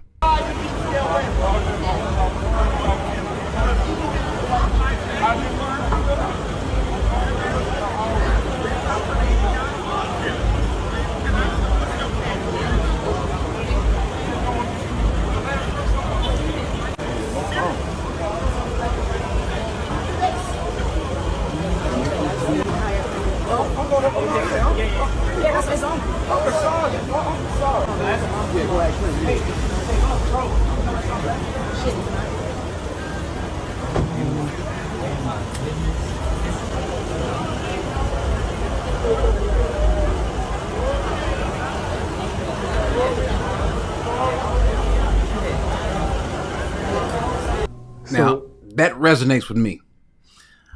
I can't tell you how many guys that I've seen who needed that. Now, I don't know what's happening in the boy's life personally at home. Maybe his uncle, he's his uncle because his sister is his mother. And I don't know. Doesn't say. Right. But that man got in his face, and he looked around because he wanted to do something to him. And I didn't play the part where he hit him and pushed him, but then he hugged him. Oh, I want to see that part. And the boy just broke down. I have seen this over and over and over and over again. I can't tell you how many times I've seen men break down because somebody else showed them that they cared, loved them enough to give them what they needed, and then also put their arm around you.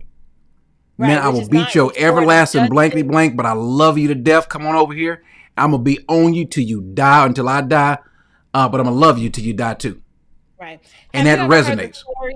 Have you ever heard the story of Mike Tyson talk about how when he was like 13 years old and he was training to fight, and I think it was a white gentleman who came into his life and basically was so hard on him, making him get up super early in the morning, making him do all kinds of just pushing himself athletically to all these other extremes and requiring all this discipline.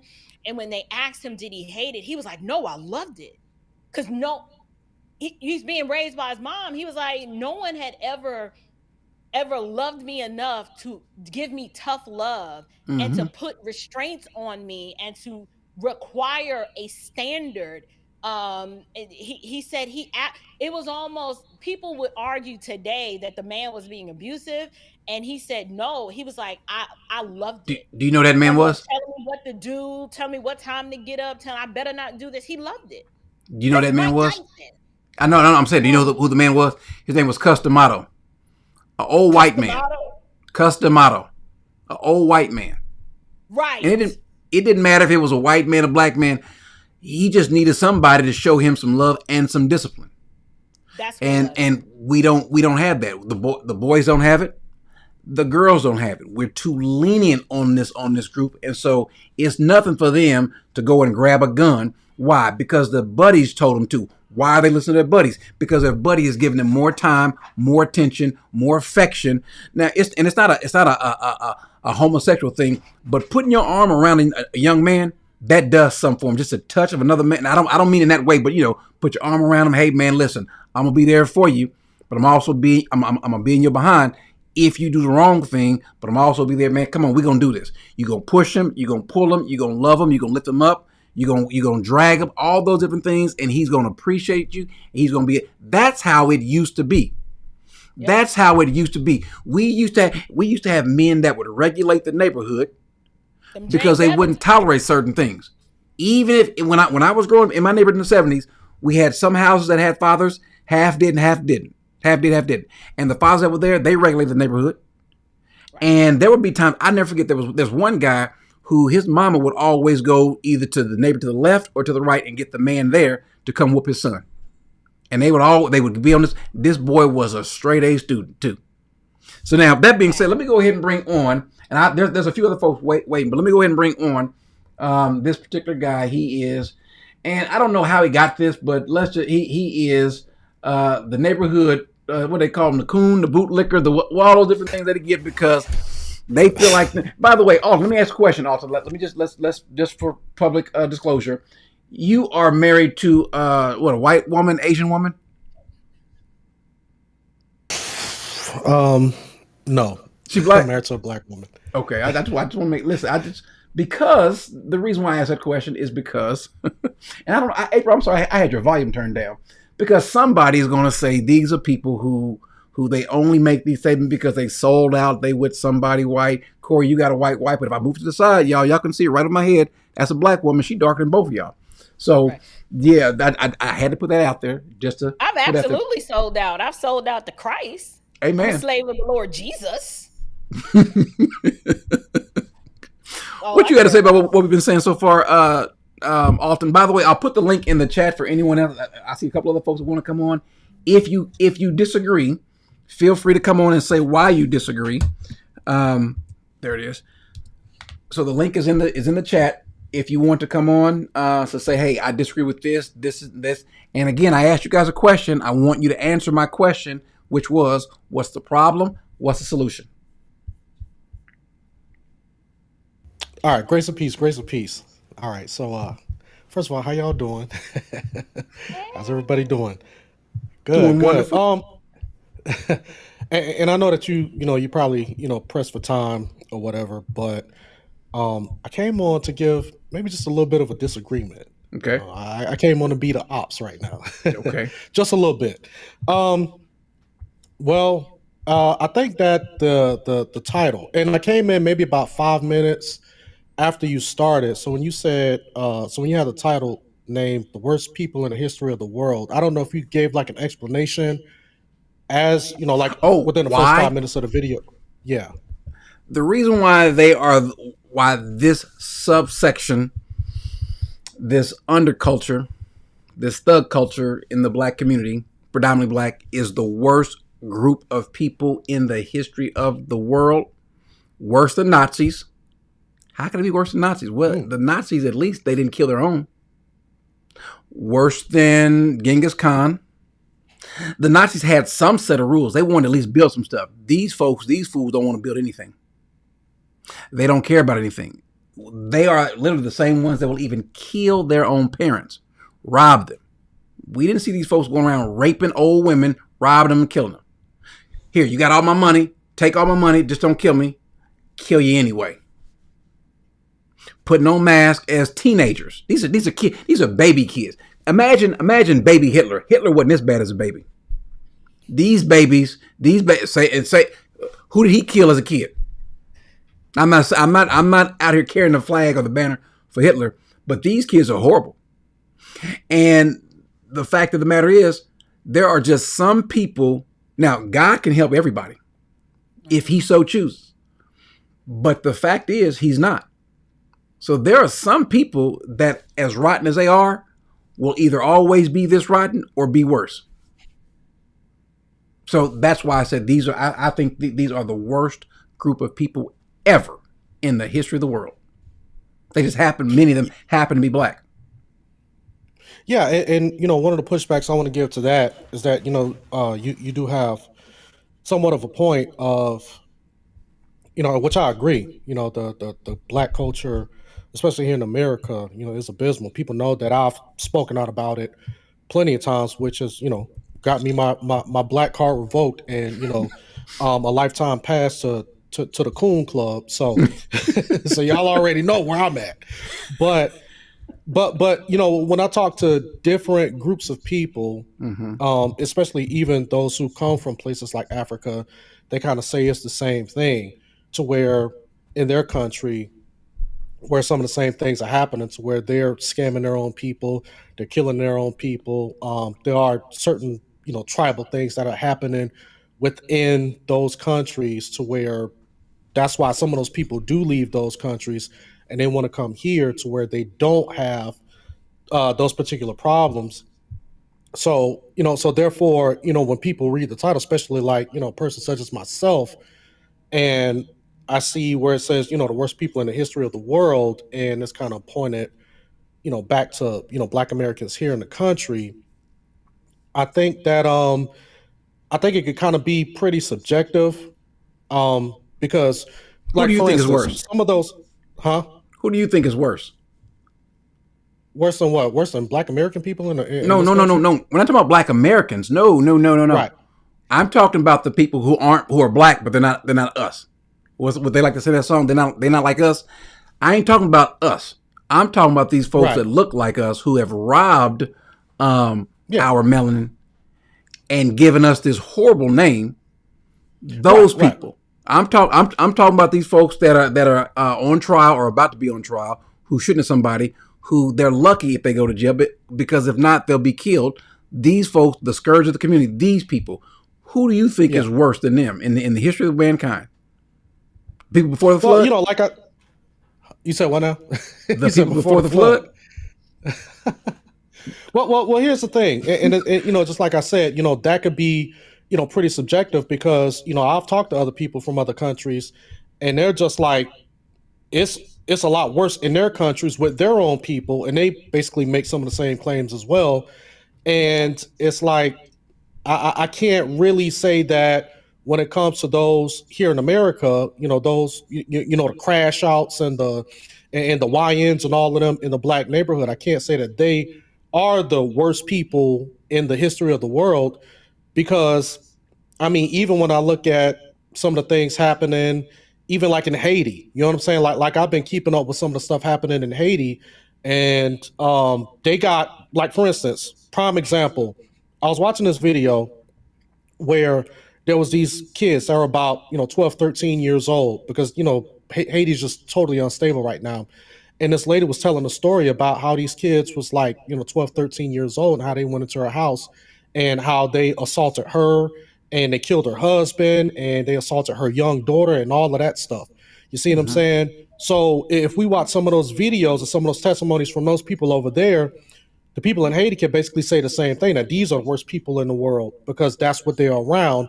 But for us to be able to make that claim, I'm just saying that it's pretty subjective as well. Here's why I think that these people over here got them beat. We don't have an excuse over here, do we? What do we have they don't have over in Haiti? How about running water in some cases, electricity? We've got an infrastructure, a system. We've got schools. We've got a lot of things that they are literally killing for. We've got money. We've got all the advantages. To be in this, you know what makes Satan even worse than what he really is? What's so bad about him? You literally got to be in the presence of God, and you rebelled. Now, these kids weren't in the presence of God, but they were in the presence of Sony and Apple and Intel and Jordans, well, everything. And oh, by the way, when they made a mistake, when they messed up, they had someone right there to write an excuse for them. There was no account. They didn't get in trouble. These are far worse, because look what happens when people from Haiti come here. Go ahead, April. Okay, I have not seen the thumbnail, Corey. I had no idea that was the title of this darn live stream. Okay, that's a pretty wild claim. Mm-hmm. I hear your point, and I'm in probably 99.1% agreement with you. Mm-hmm. But I also see what Alton is saying, because let me tell you something.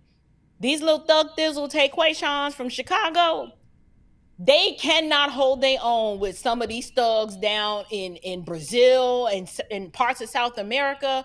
Oh, dumb little kids are rough. They will kill you and tell God you died. Like, but why? What's their issue?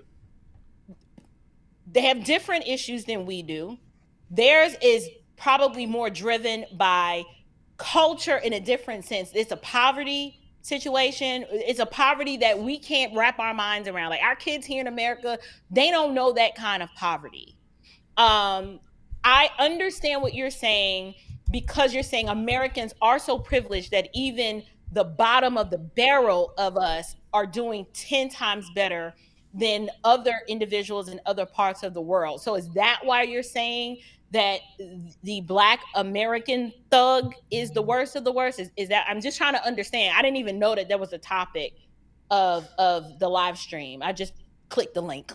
Yeah, I think when you compare the reasons why, let me give you an example. In the Bible talks about, now this is Old Testament, but if a person robs or does something, commits a crime, right, but it was to feed his family, the penalty is different than the person who does it just because. Here we got kids who have no excuse, no reason whatsoever to do what they do, just other than because. Right. It'd be one thing if they were in. First of all, look at who we're comparing them to, though. The worst of the worst in other countries. And most of these people who are in these other countries, most of them are older. Right. But look at it. I'm talking about, look at our kids. Look at how they do themselves. Look at how they disrespect their mothers and their fathers. how they'll turn on each other at the drop of a dime. There's name the level of loyalty that they have. At least these folks, at least in these gangs in other countries, they are at least loyal to those gangs. These kids here, they ain't loyal to the gang at all. Right, right. Let the cops pull up in a second. They're telling. That's how they all get in jail, because someone told. These kids are, and again, I'm not talking about black Americans.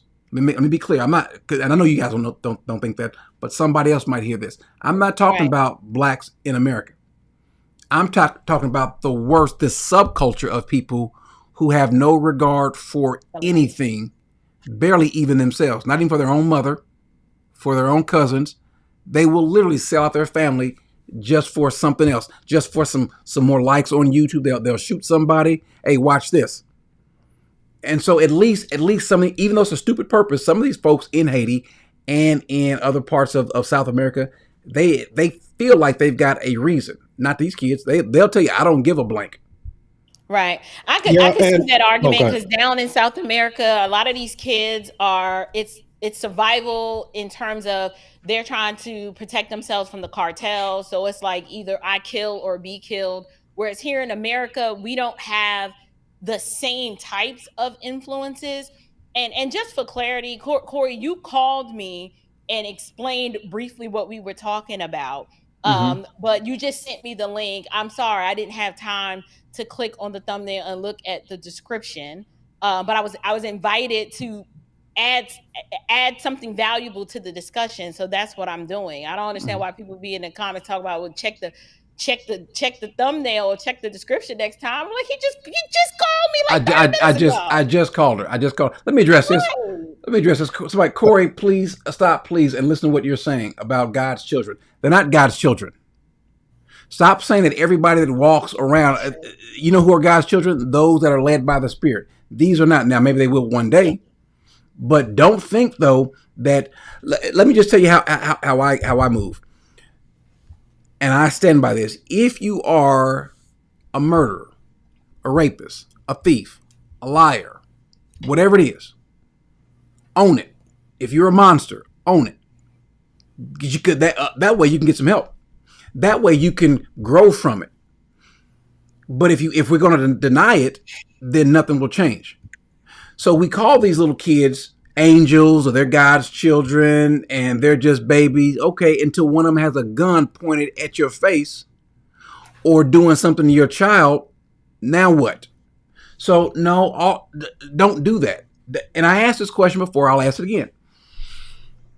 This is because all of them, be they 5 years old, be they 15, be they 25, 85, they are a soul. That's a person in the eyes of God. What is God going to do with all of these souls? Is he bringing all of them to heaven?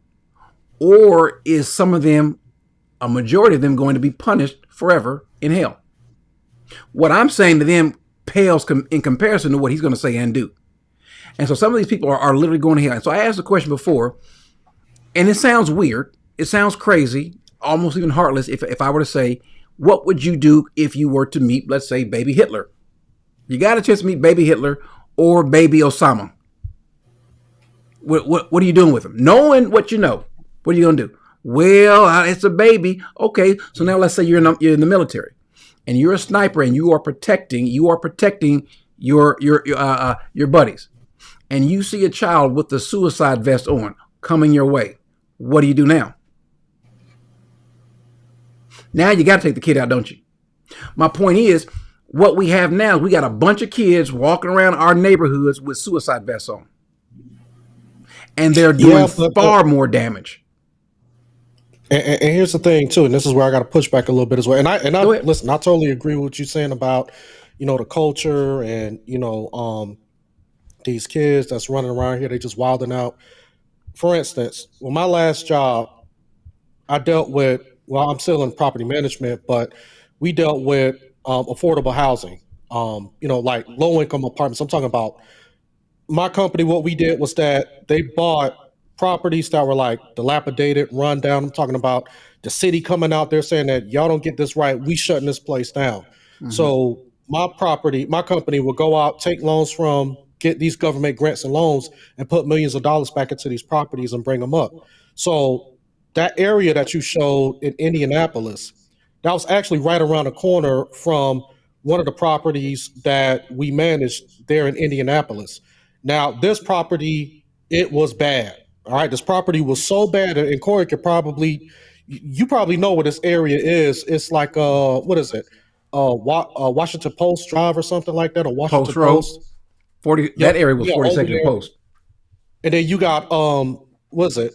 East Washington on the east side of Indianapolis. Washington goes east and west. Yeah, but it's like on the east side of Indianapolis. But anyway, when we first bought the property, we had hired a security guy because there was guys walking around with guns, and we had a security guy. He was armed security. A week after we bought the property, no lie, there was a shootout at the between two of the buildings. One was on one side of the property, the other was on the other side. And the guys was using the guy's car as a shield, shooting at each other. And the guy quit immediately. I've actually had to work on that property because I had to go in and make sure all of the maintenance stuff was getting done, because we had people who would come out, contractors who would just charge us stuff, not do the work. So I had to actually get out there and make sure that the work was done, and then kind of follow people to make sure everything was going smoothly. And I would go to some of these apartments, and I'm talking about people just living. I mean, just the apartments will run down. People will just ask for just simple stuff like, "Man, can you just please have somebody to come unclog my toilet? It's been backed up for like, for like a month and a half." I'll get out there, I'll clog the toilet. I say, "Hey, let me go ahead and fix this and fix that." And I'll say, "Hey, what's going on with that stove?" "Well, the stove ain't work. There's only one eye that's working." "All right, let me go get you another stove." And I would do stuff like that. Some of these people would be so grateful. I remember I was having a conversation with a guy. He was telling me some stuff about his apartment. The man got a gun right there in his hoodie pocket. And I tell you no lie, I've talked to some of these people who are having bad days, and just asking to pray with them. I mean, you could just see people's faces just light up and their whole demeanor change. I'm talking about these guys are like thugs, and these are like, the typical, baby mamas, the ones who's like, in the hood twerking it up. And you could just see them just going through so much, and just me having short conversations with them and then asking to pray with them. I mean, just change these whole people's lives. And I don't want to take too much longer, because I know you got some other people coming on. But one of the questions that I think that we have to ask ourselves, and this is what I've kind of been grappling with, is that, yeah, we could talk about all of the trash and all of the mess that's in the Black community. We could talk about all of the preachers that's in those communities that's fleecing the people and not doing anything. But this is where I've been struggling, and I don't want this to be anybody else's burden, but I want to know, how can I get back into some of those communities and fill that void? You know what I'm saying? And this is where I've been trying to brainstorm to try to figure that out, especially starting here in Atlanta, because I feel like that, the church has been driven out of the Black community.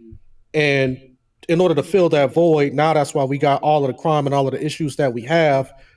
But I don't think that there's been people that's been willing to go back into those communities and try to build them up. And I think that there are a lot of people who are there who are really, really receptive to the gospel, but there's not too many people who are willing to go in there and actually do the work. Let me say this also, because I think people didn't hear what I said earlier, and it's possible because folks may have come on later. When I say the worst society ever, I start off by saying that anybody can be redeemed. And so I've dealt, and I can promise you this, and no one is going to be able to convince me otherwise. You have not seen the worst that I've seen. Nobody in this chat has, unless you've been where I've been. I'm telling you, I've seen guys that sleep with knives, that when they get upset, they're going to go to killing you. They got razor blades in their body. They got a hit inside their mouth so they can pull it out and cut somebody. That's how they live. Throwing hot baby oil or cheese in the microwave on somebody's face because the guy was snoring too loud and watch his skin peeling off his face. Or just, you know what, the dude's new. I got a few minutes before chow time. Let me go over here and rape this dude. Yeah, I've been around that. So what do? Well, all you can do is all you can do. And that is give them the gospel. But do not be, don't get it twisted, as they say. Everybody that hears the gospel isn't coming, but you try. You do your very best. But at the same time, the only way that you and I can be saved, the only way that you and I can be saved is the only way that a person can be healed of their sickness, their physical sickness. The only way they can get out of debt. The only way they can fix any other problem. That is to accept that there is a problem. If I'm going to ignore, I'm not saying you guys are saying that, but if I'm going to ignore there's a problem and gloss over it and say, hey, it ain't that big a deal or whatever, or not as bad. No, it's bad. It's dire. It's horrible. Listen, have any of y'all ever had somebody, some maintenance guy come and tell you, hey, is this bad? He said, nah, he's just trying to sell me something. And you think, oh, okay. And then next thing you know, hey, you know, he was right. This is a situation we find ourselves in. It's dire out there. It is when you see kids holding these assault rifles in broad daylight, walking down the street, shooting it out on the highway or in public. Yeah, that's bad. No fear of the law, and they have no reason to be that. So yeah, it's bad. But can they be safe? Sure, if someone gets to them. That's why I showed the story of that little picture of the boy whose uncle, the police officer, is getting in his face. That's what's required. But you can't go up to them and say, yeah, it's okay. I know you had it rough. No, you better deal with them where they are. Brother Hunter, let me go ahead and bring you in. I just knew that at some point in time you was going to show up. Here's your word for the day, ladies and gentlemen, milieu. This is 400's milieu. This is his wheelhouse. And so go ahead and give it to me, brother. Tell me where, now you got yourself muted though. You got to unmute yourself. Still muted. Hey, thanks for having me on, Corey. I'm going to go ahead and back out. Okay, Alton. Yeah, I can hear you, Hunter. I can hear you. All right. How you doing, Corey? Hi, April. Doing good. Hey, how are you? Yep. I agree with a lot of the assessment of the African American community in general. I think it's a mistake to say that the history of a people, no matter what people group, is irrelevant in their current situation or state of being. Okay, I think that's a bit dismissive. Speaking of the Black African Americans community, I have a theory. I believe that in the 1950s, well, prior to the 1950s, let's just start from your favorite words, from slavery time, all the way up He through said my favorite.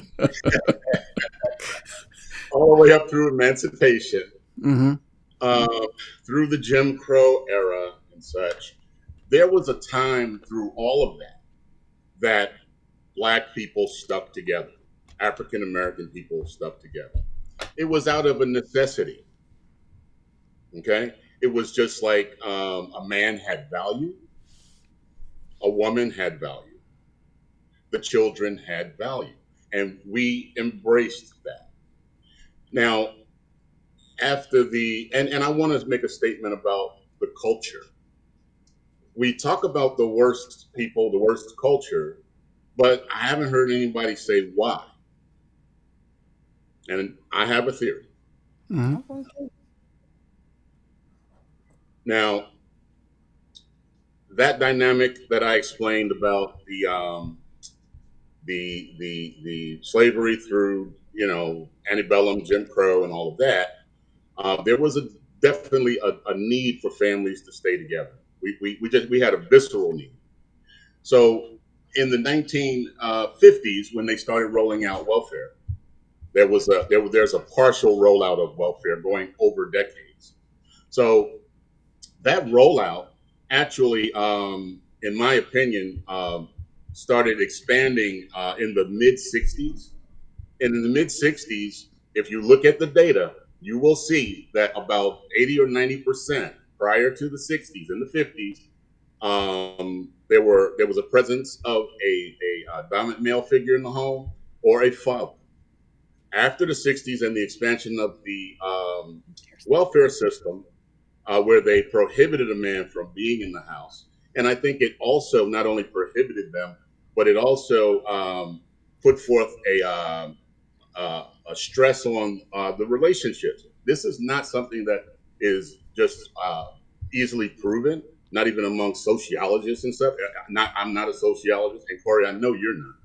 But But that caused the breakdown, in my opinion, of the African American family structure.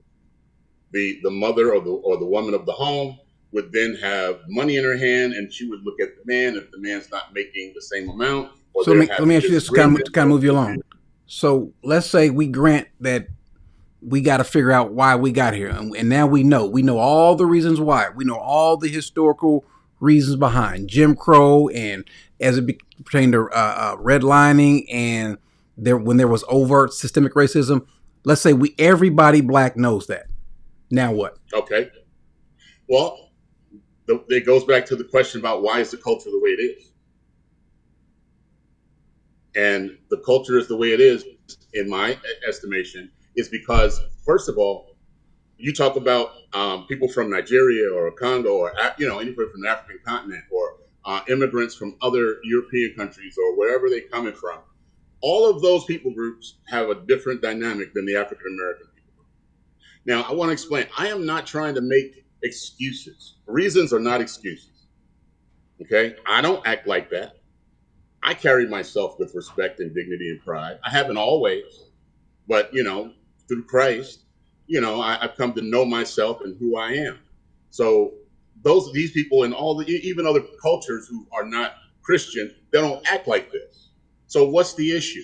The issue is that African Americans were robbed of a cultural self-identity. Yes. Yes. What do you mean by that, April?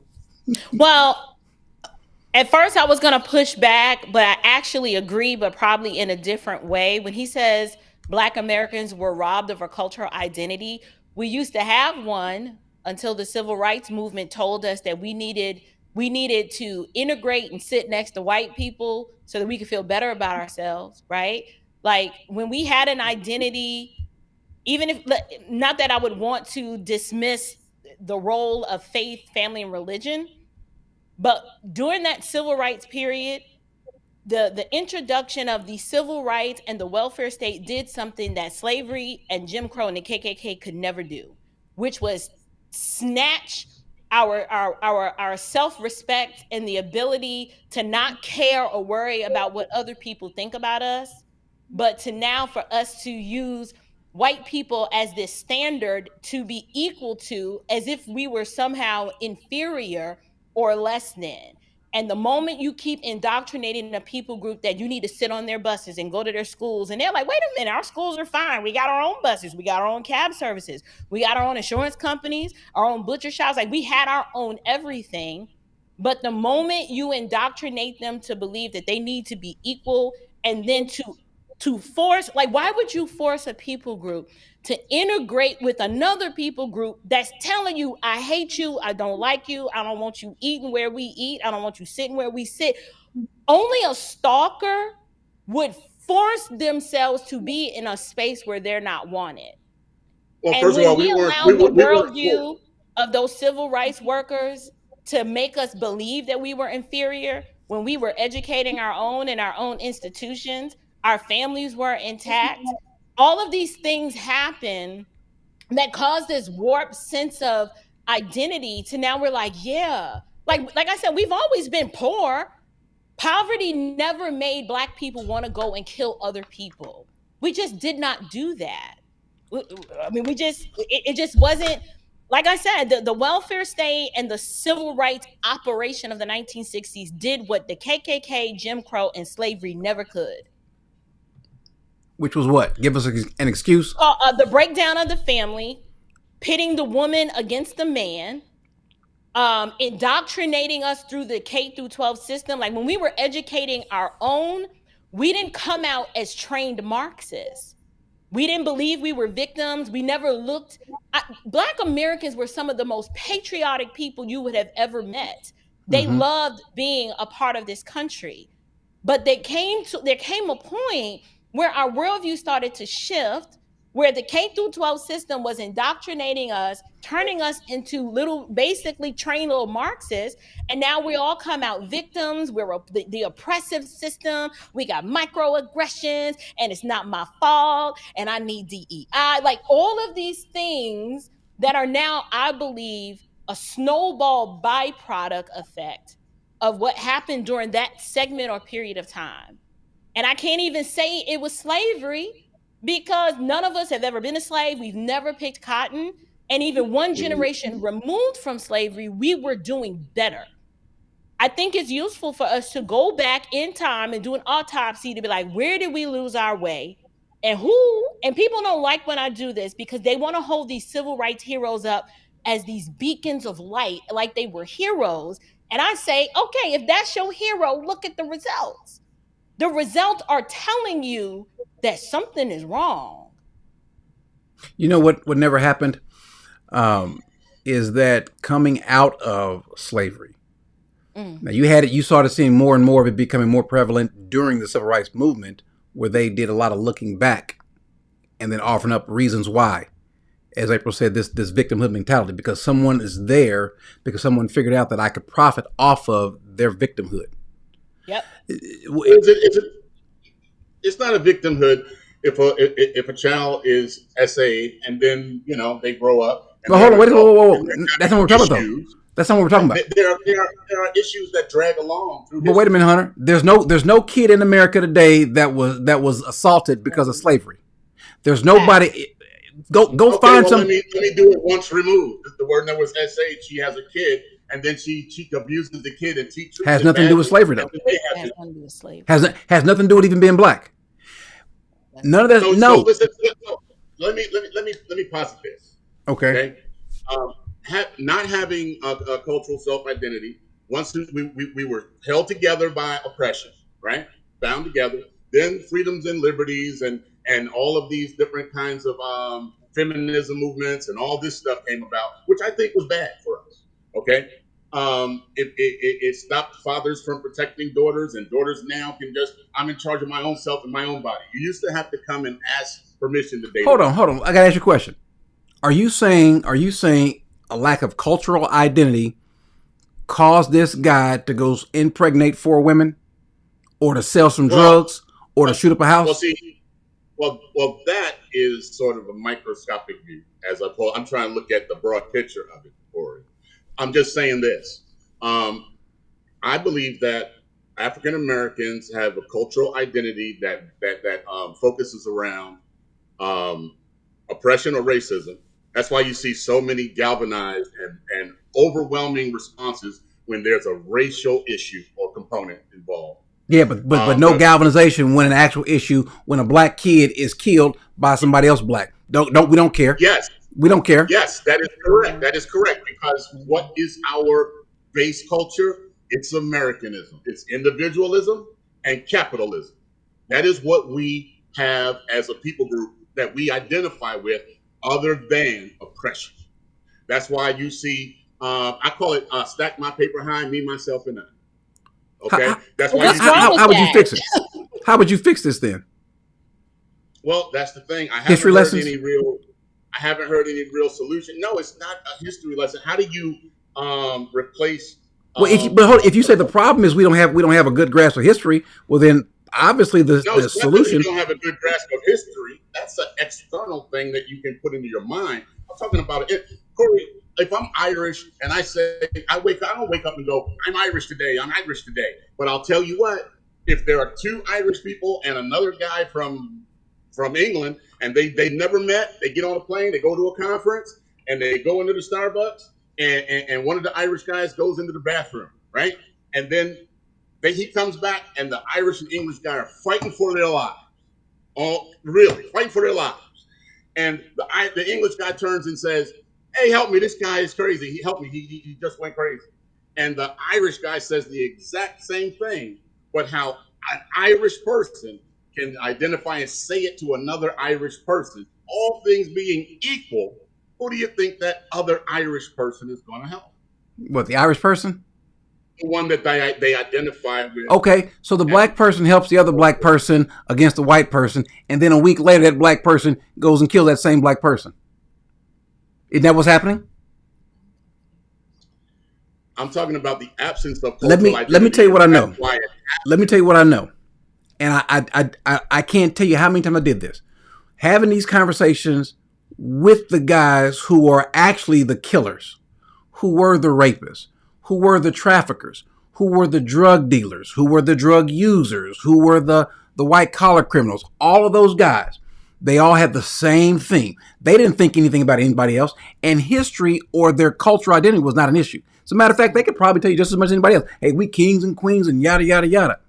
But they didn't pick up the bag to sell because of that. They picked it up because they were not told right from wrong, and there was no discipline in it. There was no consequences. So they found themselves in a place where it was okay. They thought they can get away with doing it.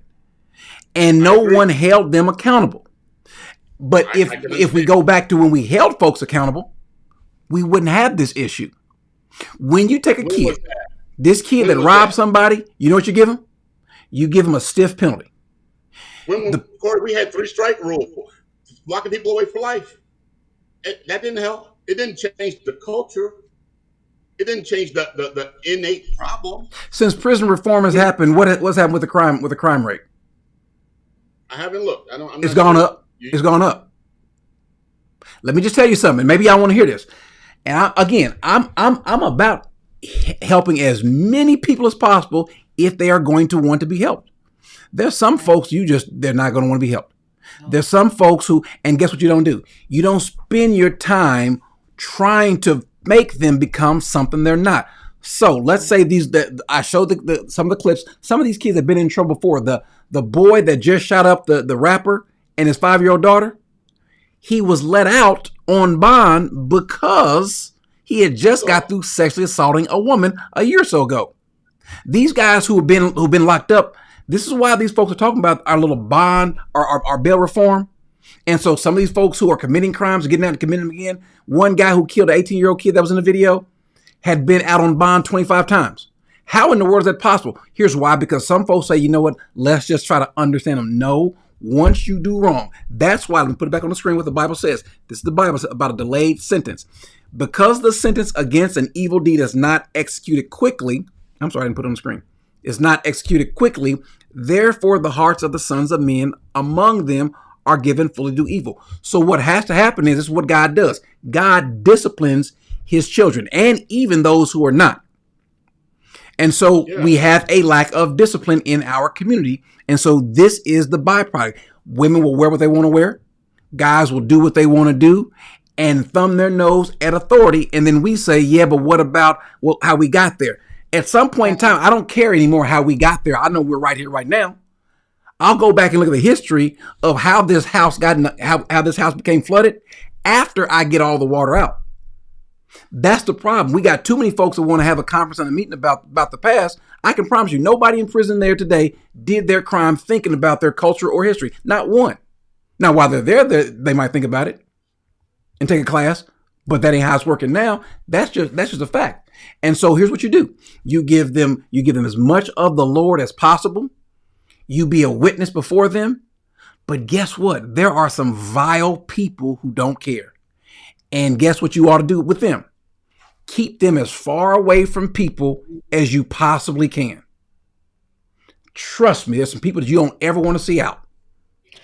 So it sounds like you're saying lawlessness abounds, and the as Romans 14 would affirm that we need something to restrain the evildoer and the lawlessness that's rampant in the land. And coming up with solutions like restorative justice is not the answer, right? Restorative justice is justice. It's actually the most unloving thing you can do. It sounds like what you're saying, Corey, is that we need to enact law and order again and implement stiff penalties for those who are terrorizing the culture and society with wicked deeds. So, letting people out on bond who are repeat offenders is not restraining the lawless and then protecting the innocent and the vulnerable. I would agree with that. I don't think it's fruitful to have a discussion about slavery and Jim Crow and have those types of discussions But as it relates to the moral rot and the cultural rot and that subculture that you talk about, I don't think it's fruitful to do that. I think we can have a conversation about restoring the family. And that's an uphill battle because the one arm of this conversation that is abdicating their responsibility is in the pulpit. We have a proliferation of preachers who are not preaching the whole counsel of God. The churches are full of women. The men in charge are just preaching to their pain and not holding them accountable. And so then the men are fleeing, right? So like everything is just out of order.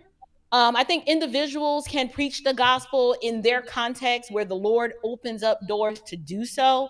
But by and large, men, if you have a wife, you shepherd your family. We're raising 4 arrows here in this home, and we don't have these kinds of problems because my sons see an example of what a man is supposed to be, and so therefore they are emulating that, and they know the element in the culture to stay away from, as Corey would say.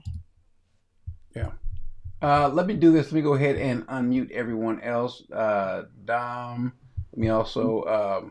Where is Dupree at? Where's Dupree? What happened to Dupree? Dupree keeps going in and out, and then says, "Bring me on." So let me also hold you off for a second. Danae, I'll bring you on as well. Who's unmuted? Someone is still unmuted. Let's see. Carlos, put your face in the screen. Put, uh, there you go. So who else wants to chime in?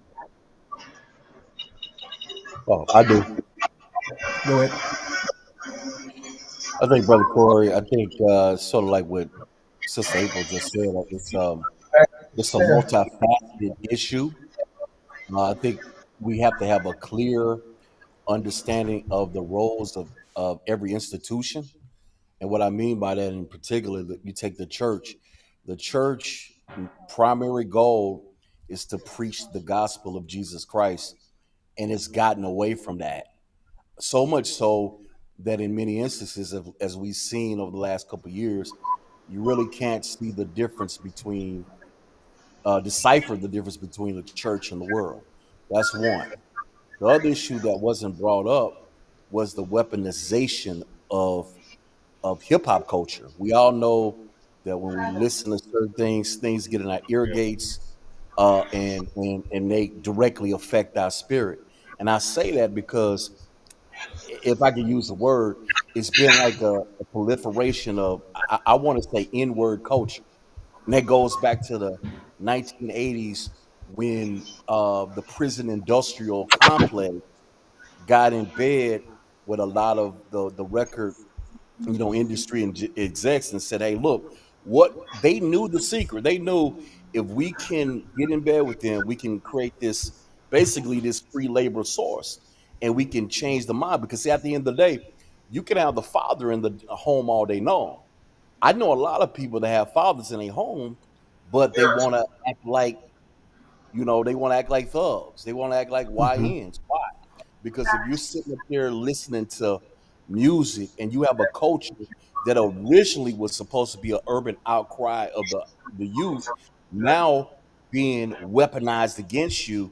Now, like, I grew up listening to, let's say, like Nas and people like that. Not saying it was any good, right?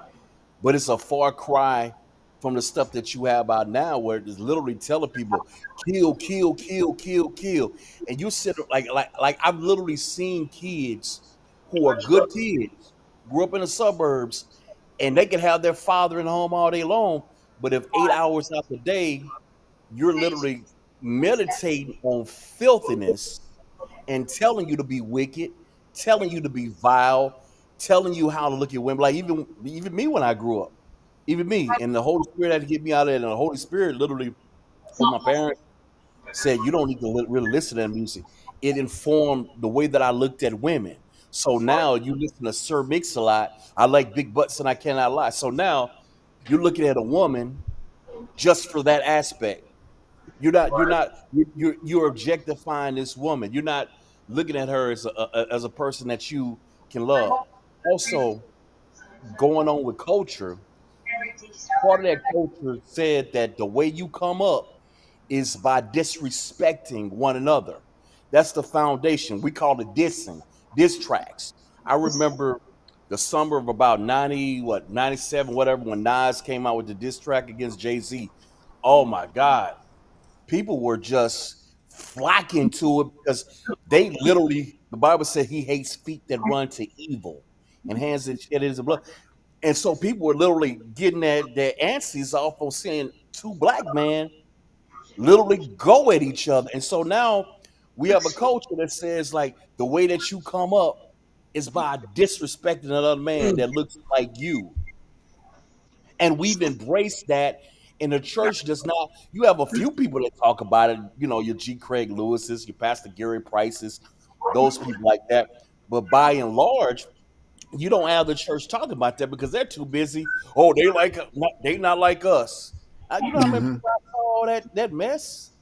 I'm like, dude, you're supposed to be teaching holiness and well, we gotta do what we gotta do to get over the kids. The Holy Spirit don't need your help. You just need to be able to preach holiness and righteousness. And that's why I said it's a multifaceted problem because, yes, fathers do need to be in the home. Yes, but even if the fathers are in the home, if you have this kid who grows up, he goes to this school and he finds out, I'm not cool because I don't listen to this type of music. I don't subscribe to this certain culture. Literally, good is evil and evil is good. So, like, I remember I was a virgin. Computer to go dead. Let me get my I got teased about that mercilessly. Oh man, you're a virgin, man. You must be gay. You must be blah blah blah. Because the culture said that you're a boy and you're supposed to be out here banging all these different women. That's one point. The other point, the culture has taught us specifically as black men to not embrace one another. I have my buddy, my producer partner, Rick. He was talking about he grew up in Monterey, California, and we were just comparing notes on how he grew up in Cali as opposed to how I grew up in Arkansas. And we had the same story. We were kids, we were happy-go-lucky, we liked to have fun, we smiled. You know how many people used to talk about me for smiling? Oh, you must be gay. What's wrong with you? You know how many problems I had with other black men who didn't like me or didn't like my buddy? Not because we did anything, because the Bible says people will be despisers of those that are good. So it goes back to scripture context. And so now you don't like this brother because he is walking around with joy in his heart. You don't have things going on in your heart. So now, as a kid, I felt like, well, man, maybe I need to be rougher. Maybe I need to be tougher to come back around. And then when my grandfather died, then I found that a lot of my I would say I was a former trainer. I was still a relatively good kid, but a lot of things went by the wayside. So I think I say that all to say this: it's a multifaceted issue. It's an issue with culture. People have to have clear, defined roles of knowing what the church is supposed to do and get back to that. The Bible says like this, and this is really the solution. He said, "If my people are called by my name, would humble themselves and pray." And seek my face. But here's the key part that a lot of people forget to say: and turn from their wicked ways, then I will hear from heaven and forgive their sins and heal their land. Why? People don't want to turn because they lovers of pleasures rather than lovers of God. See, all this stuff is in the word. They have a form of godliness, but deny the power thereof. A lot of these, when I was 16 years old, I literally had a preacher.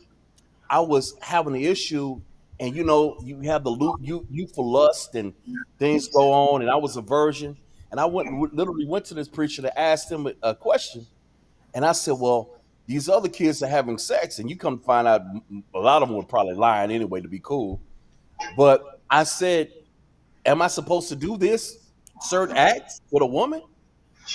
And he told me, I don't want to be too graphic, but he told me, he said, no, it's nothing wrong. There's nothing wrong with messing with a girl's boobs. There's no sin in that. Go. There's no sin in that. He said, yeah, you can do all that. It's not, yeah, long as you're not. So think about it as a kid, that plants seeds in you. So then I go to college, go off to Grambling State, shout out to Graham. Let me ask you a question, Dom. Yes, sir. Where was your father? That's the thing. My father was not in my life.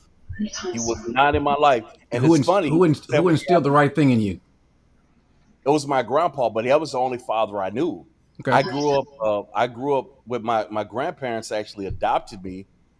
And so up until age 10, my grandpa raised me. So I saw him going into church. He was a deacon. I was into the word of God, things of that nature. But he was the father I had. But I think here's the other issue I wanted to bring up. Now looking back on it, I think I had a lot of issues that should have been addressed at work, because when he died when I was 10 years old, I fell into a depression. Now I know it's depression. So because go ahead. No, I guess my point is though, none of what you said points back to, and this is what I was throwing on Hunter. None of what you said points back to a misunderstanding or not having a full grasp of history and culture. I'm gonna come back to you, Hunter. Hold on. Let me get Carlos and Dupree and see if I know they want to add to Dupree. I don't know what's going on with your connection. You keep coming in and out, but go ahead and chime in. You said me. Well, I'm just saying. Oh, let him go ahead. I'm sorry. Oh, go ahead. No, go ahead. Go ahead, Dupree. Oh, no, go ahead. Let Hunter. Dupree, go ahead, man, for your stuff, for your camera fall off. No, I want to say you gotta choose a ball head. They said, "What the problem?" Go ahead, Dupree. When I was in my generation, Generation X, my feet ran to steal, kill, and destroy. I did that. I loved it. It empowered us to go and do it. It's like the devil was in our neighborhood. Like, we got stuff accomplished by people who would just come by and drop off, buy guns. We could buy guns at $100 a pop, Glocks and everything else. They was just feeding it to us. Like, we could go get it. The spirit of anger was on us. And we was just upset and was getting money. So we had to defend our block from other people getting it. So the devil was like prevalent in the hood. The churches didn't come into the hood. Cause we smelled wolves. When they came, we were like, no, you smell, you after the money, buddy. You smell like a wolf. Get up out of here. You didn't come. They didn't come preaching. I'm glad there were some soldiers that did come. They did come and gave me the good news. Oh, thank you, Jesus, for that faithful servant. That wasn't scared to come down into the hood and talk to me because I'm sitting there with a pistol in my hand. He wasn't scared to talk to me because people surrounded me and I had this big ooh about me. But thank you for that faithful servant that came down there and said, look, man, there's a way. He's the truth of life. I'm like, yeah, whatever. Nobody want to hear that, bro. We're trying to get money over here. But I thank God for somebody did come to that neighborhood and plant a seed. The pastors don't come down there. They come down there, they come fancy on us. They look like one of us. They look like a drug dealer killer. And they come down there flashy and they don't say nothing about God. They're like, well, you need to go to church and do this. Okay, so now let me ask you this, because I want to be real efficient with our time. All right. I know I didn't see all your comments, but it seems like you were chomping at the bit. There was something that maybe that I said that you had disagreed with. You said, you threw away that culture, bro. You threw away them youth. You threw them away, and I tell you what, I was one of them youth, man. And I thank God that somebody came and gave me that good news. I still thank the God for that faithful servant that came to me that one day, man, that planted that seed. Because I was a product of that environment. I knew what it was. I shouldn't be here right now. I took a man's life. Hold on. How do you figure I threw him away? You said they ain't no good. I said what I said from the very beginning. Okay. I said God can redeem whomever. Yeah, yes, sir. He's not going to redeem everybody. So what you do is you give the gospel, you live your life. All you can do is all you can do. But also you better recognize that there must be an element of confrontation, meaning with the truth, and discipline. Punishment. Correction. Let me give the scripture. Now, I'm not throwing anybody away. I'm giving you the facts. What are the facts on the streets? most of the people in your neighborhood are not going to come around. Am I right? Most people aren't. The person that came from that lifestyle was under me. He came around. Whoever I didn't say nobody. Hold on. I didn't say nobody. I didn't say nobody. I said most. There's going to be, I came from that lifestyle. There's going to be some people who are going to come from the bottom. My point is, though, those that refuse to, you better deal with it. That's my point. Go ahead, Carlos. Yeah, I don't have too much time, but everybody's talking about culture and this and that. But I think the Bible is real plain, you know. After Joseph died, there rose a generation that didn't know nothing about Joseph. And after Joshua died, there rose a generation that didn't That's a know good one. about Yahweh. That's a good one. And Yeah. it's the same thing.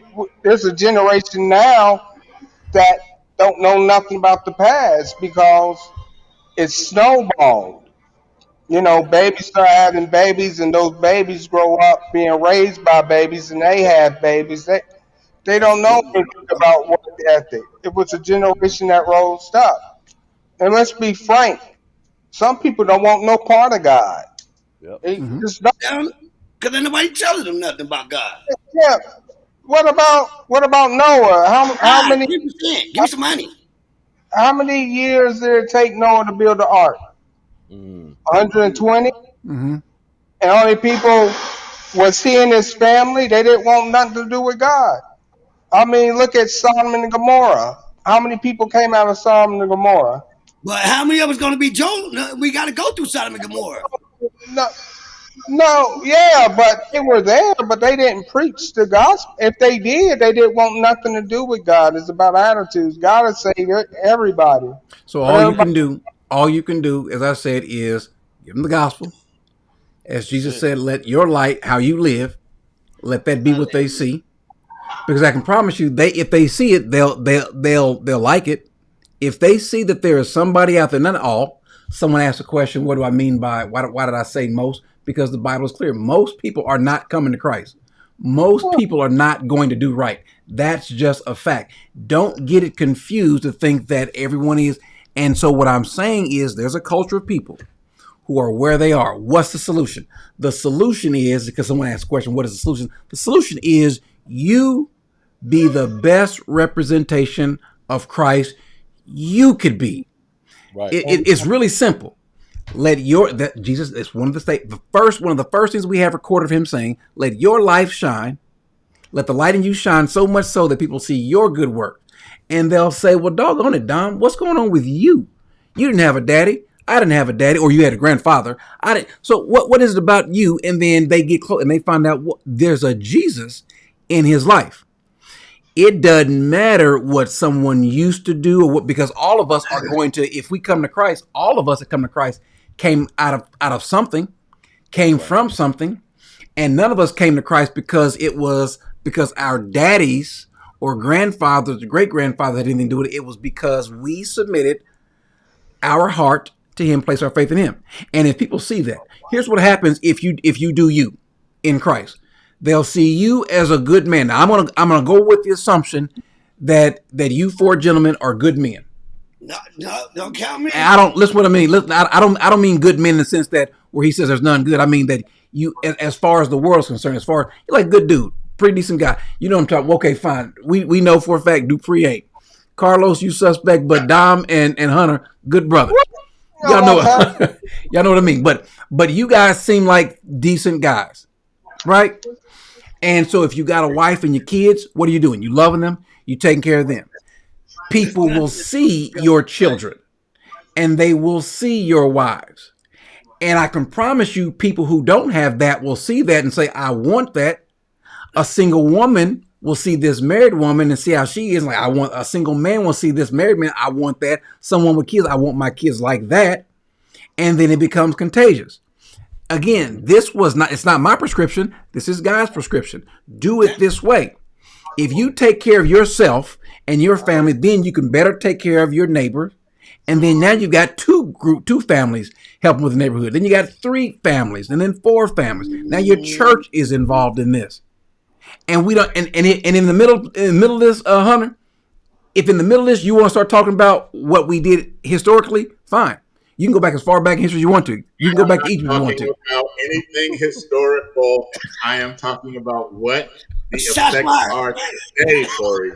I know you're pushing my buttons, man. I'm trying to, brother. You're pushing my buttons, man.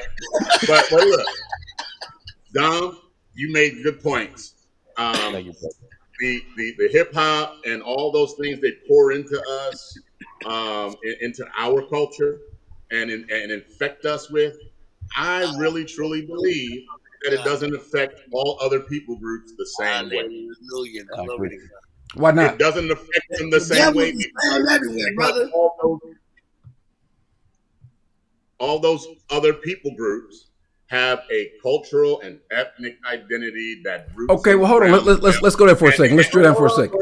Hold on. I promise you, I'm gonna give you more time. But you said it. Other people groups, so white people or Hispanic people, Asian, Spanish. When they go through similar things, they don't have this. They don't. What's the problem again? They don't have the same cultural baggage that we have. That No, identity. Okay, fine. Like I was saying about the meeting with the guys. It's not something you live and go, oh, I wake up and hey, I'm Nigerian or I'm Afghanistani or no, but it's there because that culture, Afghan culture, has certain things that are required by the culture. Nigerian culture has certain things required by that culture that is instilled in you. Not just the family structure, not just the family unit. Not just the dad in the house, but that's there as well, of course. But they have certain ways, certain norms that they all share collectively. African Americans. So you saying if I know about my cultural identity as a black person, when I'm going through something, thinking about that will make me get good grades and make me. No, you don't have it. You don't have one. Who don't have one? Is what I'm telling you. Oh, you're saying we don't have a cultural identity? Yeah, what we have is, as a cultural identity is racism, oppression. That's our identity? That's the only thing we come together on. That's the only thing we come together on. No. That's the only thing that some of you guys come together on. I don't. Oh my God. Well, even that can't be 100%, Corey. We don't have nothing that's 100%. Let me tell you what I do. When I go in there and I sit down with my family, you know what I ain't thinking about? I ain't thinking about Kizzy, Chicken George. That's anecdotal. No. Here's my point though. When you go to work, when you do what you do, you might understand some of those things, but that's not your motivation. What it is I'm talking about your history, Corey. I'm talking about how you carry yourself. How I carry myself, my cultural identity is from Christ. Right. That's what does it. Yes. Right. Yes, for me too. But well, then what are you talking about? Cultural identity. Our identity, our citizenship is now in this new kingdom. I could care less about black folks, white folks, Hispanic folks, or culture. They're my ethnic group. I'm talking about the ethnic group. They're in my ethnicity. They're not my people. My people are those who obey and do the will of the Father. Exactly. But that ethnic group you're talking about, I belong to. And what I'm trying to express to you is that not having anything besides racism and oppression to keep us consolidated, we are open to whatever comes down the cultural pipe. So let me ask you a question then, and be honest with me. And Minister Jones, you can chime in too. Let me ask you a question. All y'all a question. People who think like me and people who think like, and I'm not trying to cause, I promise, Hunter, I love you to death. I ain't trying to cause no fight. People who think like me and people who think like you, who tends to be the more successful in our community? Shots fired. I don't get that. What do you mean? People who hold on to cultural identity and things like that in our community, from what I've seen, and I used to be there, are nowhere near as successful as folks who say, you know what, that cultural stuff can be second, third, or tertiary, but having a God-centered cultural identity, right, and then taking care of your family, being a man I'm not saying I'm not saying you against that. But my point is, forgetting about being black, but being a man first and foremost, being a husband, father, and taking care of business. Those are the guys. Now, those are the ones that might get labeled as a sellout or what, this or that or what have you. But they tend to do better. Their kids go to school. Their kids don't go to prison. Because I agree with you on those things, and I'm not talking about ancient history. I'm talking about the effects of the effects of it. Just by if I were in Saudi Arabia and I was Saudi Arabian to a Saudi Arabian father and mother, they would have expectations of me as their son that I need to accomplish. But is it based on Saudi Arabian culture, history, or that father? Is it that we demand that you succeed? Because guess what? In China, wouldn't even be there if that culture was not in place. Well, wait a second. In China, you've got 1 billion people. Half of them are not achievers. Matter of fact, most of them are not achievers. Some are. Those that are achieving because it's competitive, they instill, not because of their culture, but because of family dynamics, say, listen, we got to stay competitive or else we will lose our lot in life. And so the family puts the pressure. That's kind of how it used to be with black folks. You know, black folks, here's our culture. That's how it used to be with black folks because of oppression.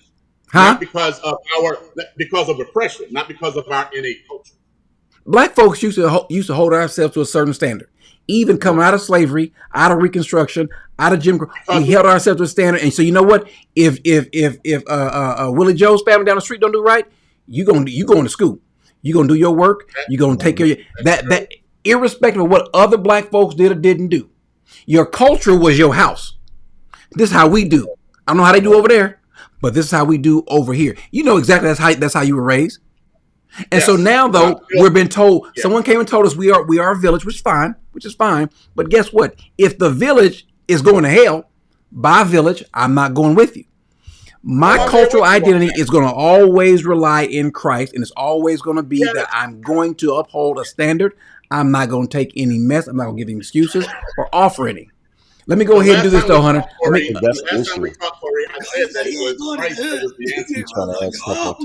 do this. Dom, I need to go ahead because I got some folks waiting to come on. I can't bring them on because I don't have as many slots. But go ahead and give me some last words, and then you too, Dupree, so I can bring up Minister Jones, and then some other folks. Yes, sir. Thank you for having me on. I was just going to say that's the issue. We're trying to add other things on top of Christ when Christ is good enough. He is the culture. And that's what I had to learn. That's how my father raised me. My grandfather raised me. Grandmother raised me. I knew when I was young I was going to go to college. I knew all those things. That even when I started to veer off, my I guess you could say my religiosity, if you will, informed everything in my life. The Bible says to set your affections on things above. We're so focused on the horizontal that we don't focus on the vertical. And that's the issue. We have to make up in our mind, and that's why I was saying it has to be a clear, defined role earlier. The church is too busy trying to be in bed with the world and trying to do things that the world wants to do as opposed to doing things the way the Holy Spirit wants to do. And that's why we have the issues, I believe, that we have today. So Amen. thank you. Amen. Thank you, my brother. All right, brother. Thank you for joining, brother. We'll talk with you later. God bless you, brother. Yes, sir. God bless you. All righty, Dupree. Give me some words so I can go ahead and, by the way, the next time you come on, turn your TV off behind you. It's on now, though, but go ahead and say what you're going to say, brother. You said the question was, what's the problem, right, with this young generation, right? Mm-hmm. If you want to address that, yeah, that's fine. Okay, I just want to answer. I'm gonna answer the two questions. They have no fear. They have no reverence of God. No fear of God. Right? They have no reverence of God because nobody has shown them God. We came up in a generation where there's nobody preaching the word into the neighborhoods. Right? Mm-hmm. I haven't been invited to church. I'm 50 years old. I've probably been invited to church 5 times in my whole life. That's crazy, right? But the problem is that steal, kill, and destroy. That's Satan. That's what's in our communities and the communities of us when we go out there and do what we do, what I used to do. Hallelujah. And the solution, what is the solution? If you don't mind, if you bring up Matthew 9, 37 through 38, it's the solution. Did you put an S on Matthews? 9, 37 you said Matthews. Matthew what? 9. 37 through 38, and that's the acronym for that name right there. The harvest under God in Christ. Thug Inc. The harvest Okay. under God's Christ. Hallelujah. Then he said to his disciples, the harvest is plentiful, but the workers are few. Therefore, beseech the Lord of harvest to send out workers into his harvest. Amen. That's the solution right there. God bless. Hallelujah. Let me ask you a question before you go. I got to ask you a question. Okay. And tell the truth, shame the devil. You said you've only been invited to church 5 times? Yeah, man, I can count them on my fingers, yes. Is it because they know how you going to act?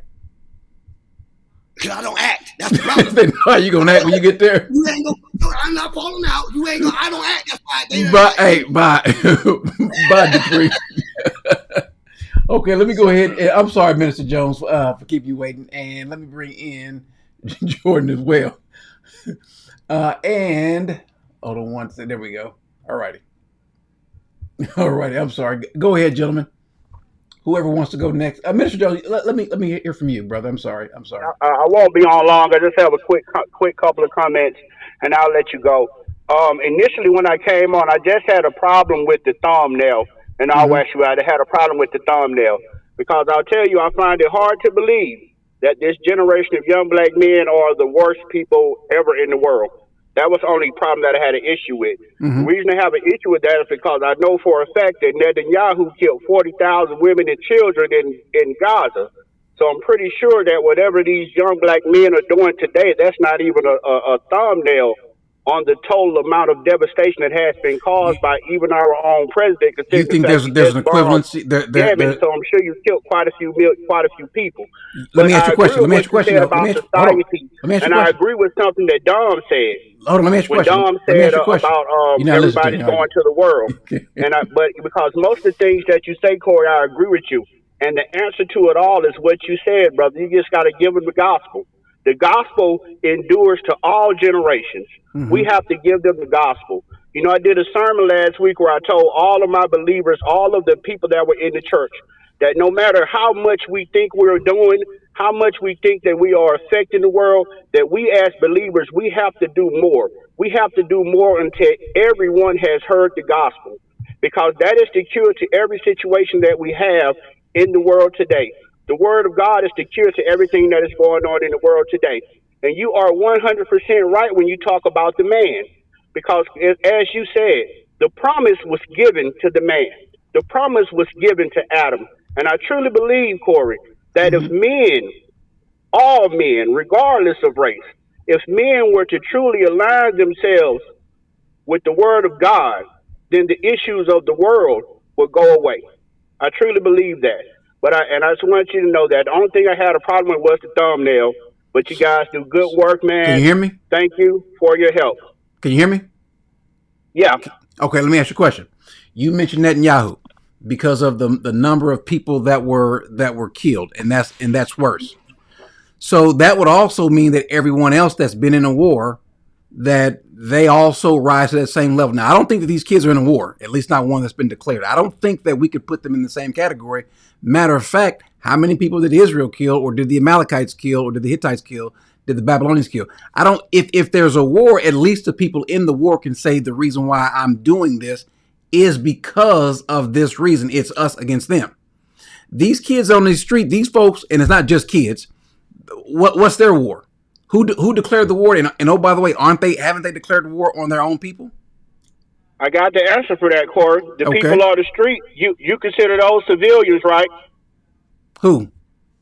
The people that are on the street in America that are being harmed by crime, those are civilians. Sure, yep. So are the women and children in Gaza that got bombed. But why are they being bombed? I don't want to make this an issue about Israel. They're being bombed as a result of their government. They're being bombed because Hamas decided to move their military targets in hospitals, in the schools, around the people. But that is still the government. Okay. And at the end of the day, America is notorious for having missions where they sweep in and remove the hostages. If they wanted those people out of the saying is that there's no difference between a civilian.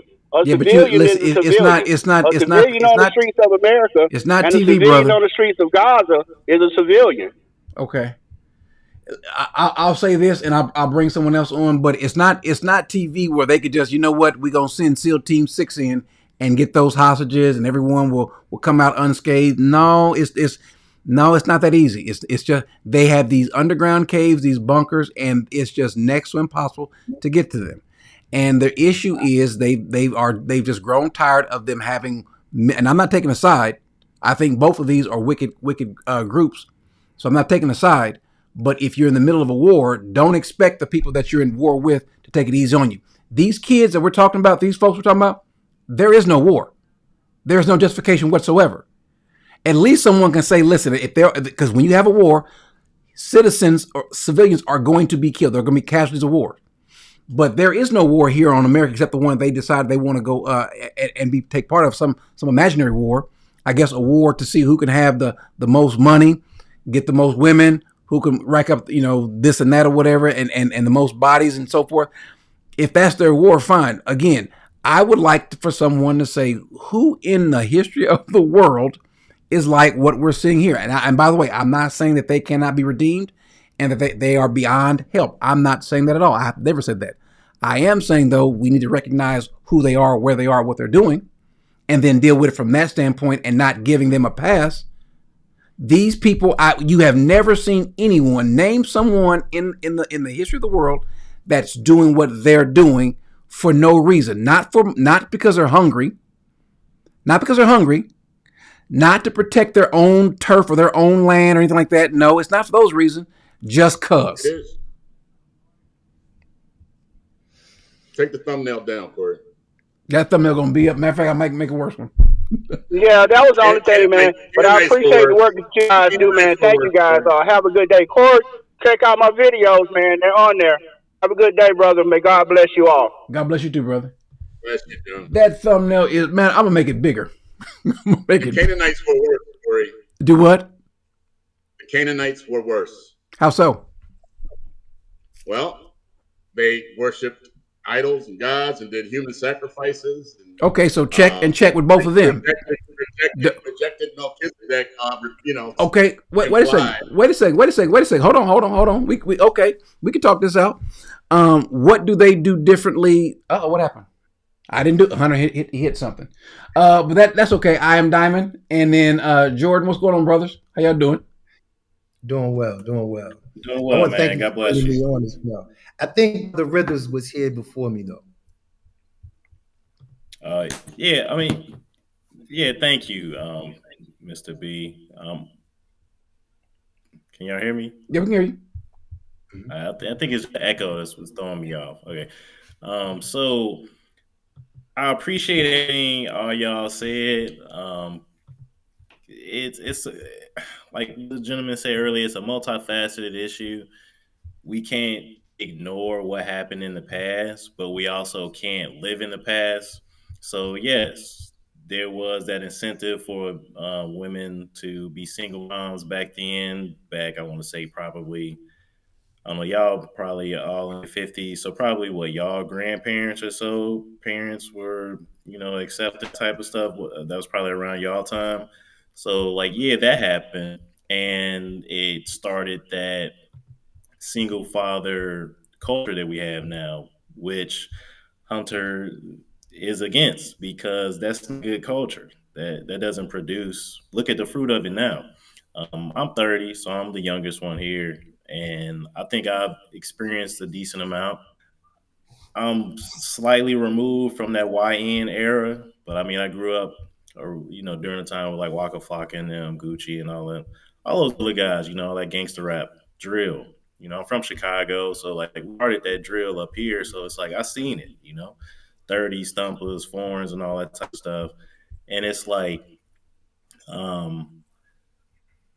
the way we can move forward, like I'm gonna just skip all past like the bad stuff that happened. The solution, I think, Corey, you touched on it. We have to.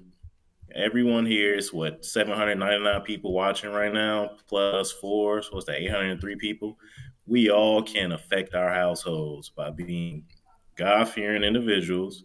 All the men that are watching can be God-fearing fathers, and by influencing our households, when we go into those parent-teacher conferences, sharing the light of Christ with the teachers, with the grocery store folks and all that other stuff.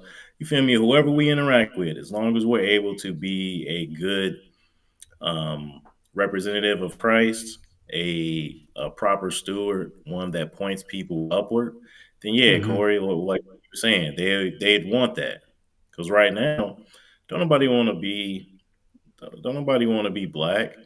Like you looking at the other races, like they laugh at us. We the bottom of the totem pole. We fighting for scraps. We disappointed. We embarrassing. Looking at our community, we embarrassing. It's like folks can't even have fun at like a cookout or let me not paint with a broad brush, but typically, when summer ain't how it used to be. You know what I mean? Like summer used to be fun as all this violence and whatnot. Folks don't know how to handle each other. It's frustrating. So it's gonna take time. Yeah, it's gonna take time. Yeah, it is frustrating, but it's not gonna happen. It took time for it to get messed up. Like that was 3 generations ago when it first started, when we got sold out. So it's gonna take generations for it to get corrected. You also have to keep in mind that we have, like the people that made that song that you played earlier, like Annie Up, that was they like 50 now. So those were, yeah, they 50 now. So those are your peers, bro. You feel me? So it's like they made that in their 30s. So it's like we gotta wait for that to die off. But unless folks repent, same thing with like racism. We're gonna have to wait for racism to die off unless they repent. But do you? That stuff is in the little ones. See, I think this. Y'all, any of y'all watch sports, like mainly basketball, college basketball? Yeah. And you'll see these matchups, the number 1 seed versus the number 16 seed and things like that. And we never had a number 1 seed lose to a 16 seed ever until it finally happened. And you know what we're going to do? We're not going to go and look at the scouting reports of these other teams. We're not going to look at how big this player is, how tall he is, his stats. Nope, don't care. Could care less what he does. You know what we're going to do? We're going to focus on our game plan and execute our game plan. I don't want you looking over at their team. I don't want you looking at TV, look at their highlights. Don't do that. Don't worry about stuff that has nothing to do with you. You can't control how tall this boy is. You can't control how much money he's going to make. If he's going to be, you can't control none of those things. You know what you can do? You can control your job. You can do what you're supposed to do, be where you're supposed to be at the right time, make the pass. You're supposed to make the pass, make the cut, make the block, play defense, do those things. And next thing you know, we got a number 1 seed being upset by number 16 seed. All you can do is all you can do. And let's just be honest, all you can do can be pretty important, can be pretty amazing, can be pretty significant. So what that somebody white somewhere, I'm not saying you, Jordan, but somebody white somewhere don't like you. Okay, and what? Somebody black don't like you. It's like my daddy said, quit worrying about the white man. As he told me, it's always going to be some that's also ain't going to like you. He going to be your biggest problem, but your biggest issue is going to always be you. If you think you got other obstacles that are there that ain't there, because can you imagine being worried about something or somebody that ain't even thinking about you? That's part of our problem. Just go do what you got to do. And so if you go marry this bride, not have 7 kids by 4 women, have a job, pay your bills, take care of your credit, make sure your kids are clean and that they're obedient and things like that, they're going to school, you're going to be fine. Even if you have any idea about what's going on around you, you take care of your family, other people will see it. I'll never forget this. And I'll pass to you, brother. By the way, I am Damon. Is it Damon? Damon? Damon. Okay, I'll pass to you next, but I'll never forget this.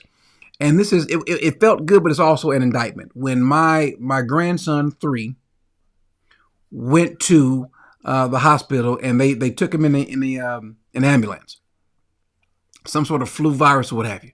Took him in the ambulance, and one of the things that the EMTs said, it was 2 black men who happened to be EMTs.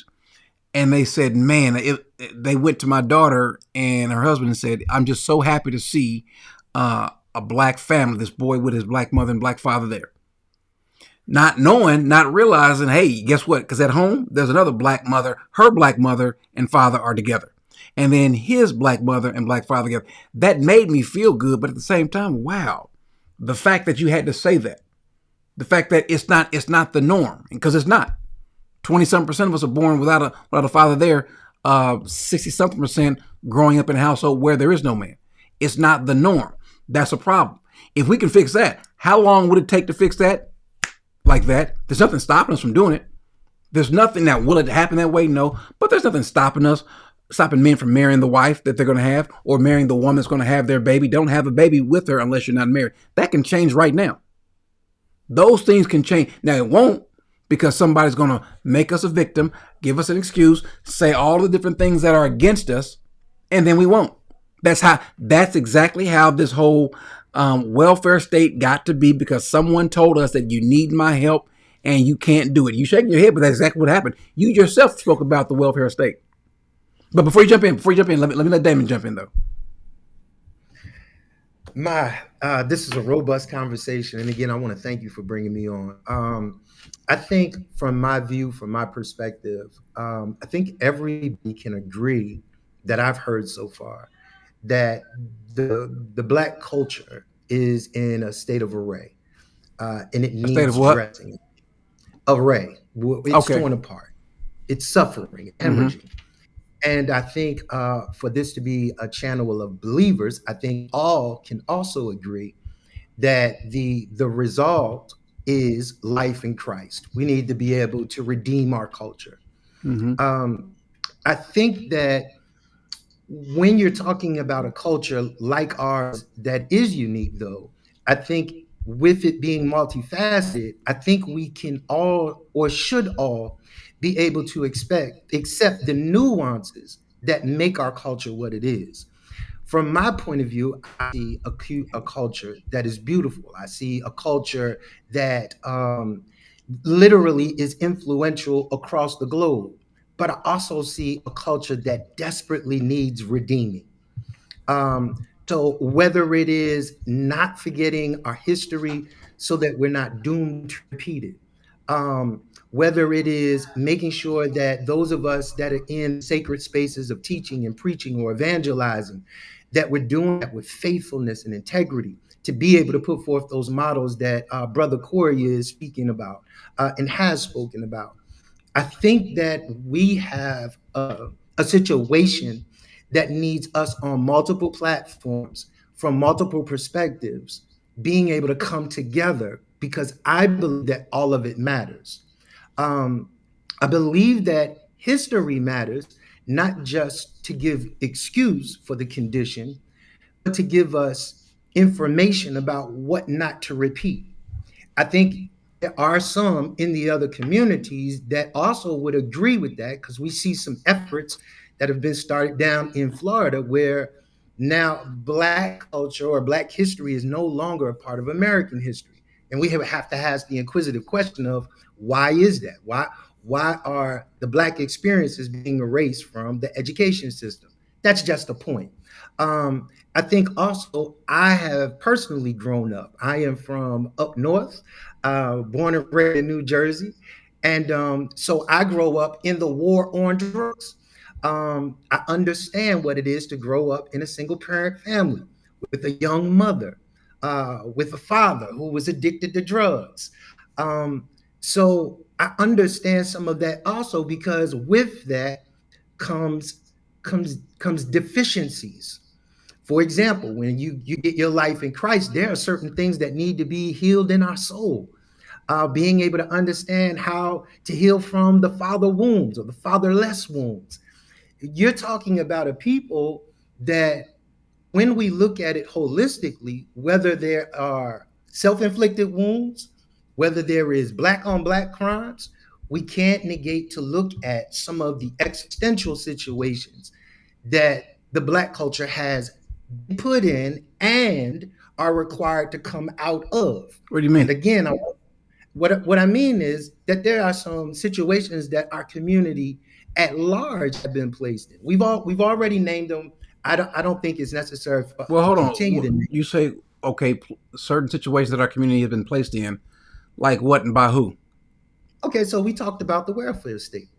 You talk the welfare state. Mm-hmm. The young lady that was on earlier talked about civil rights.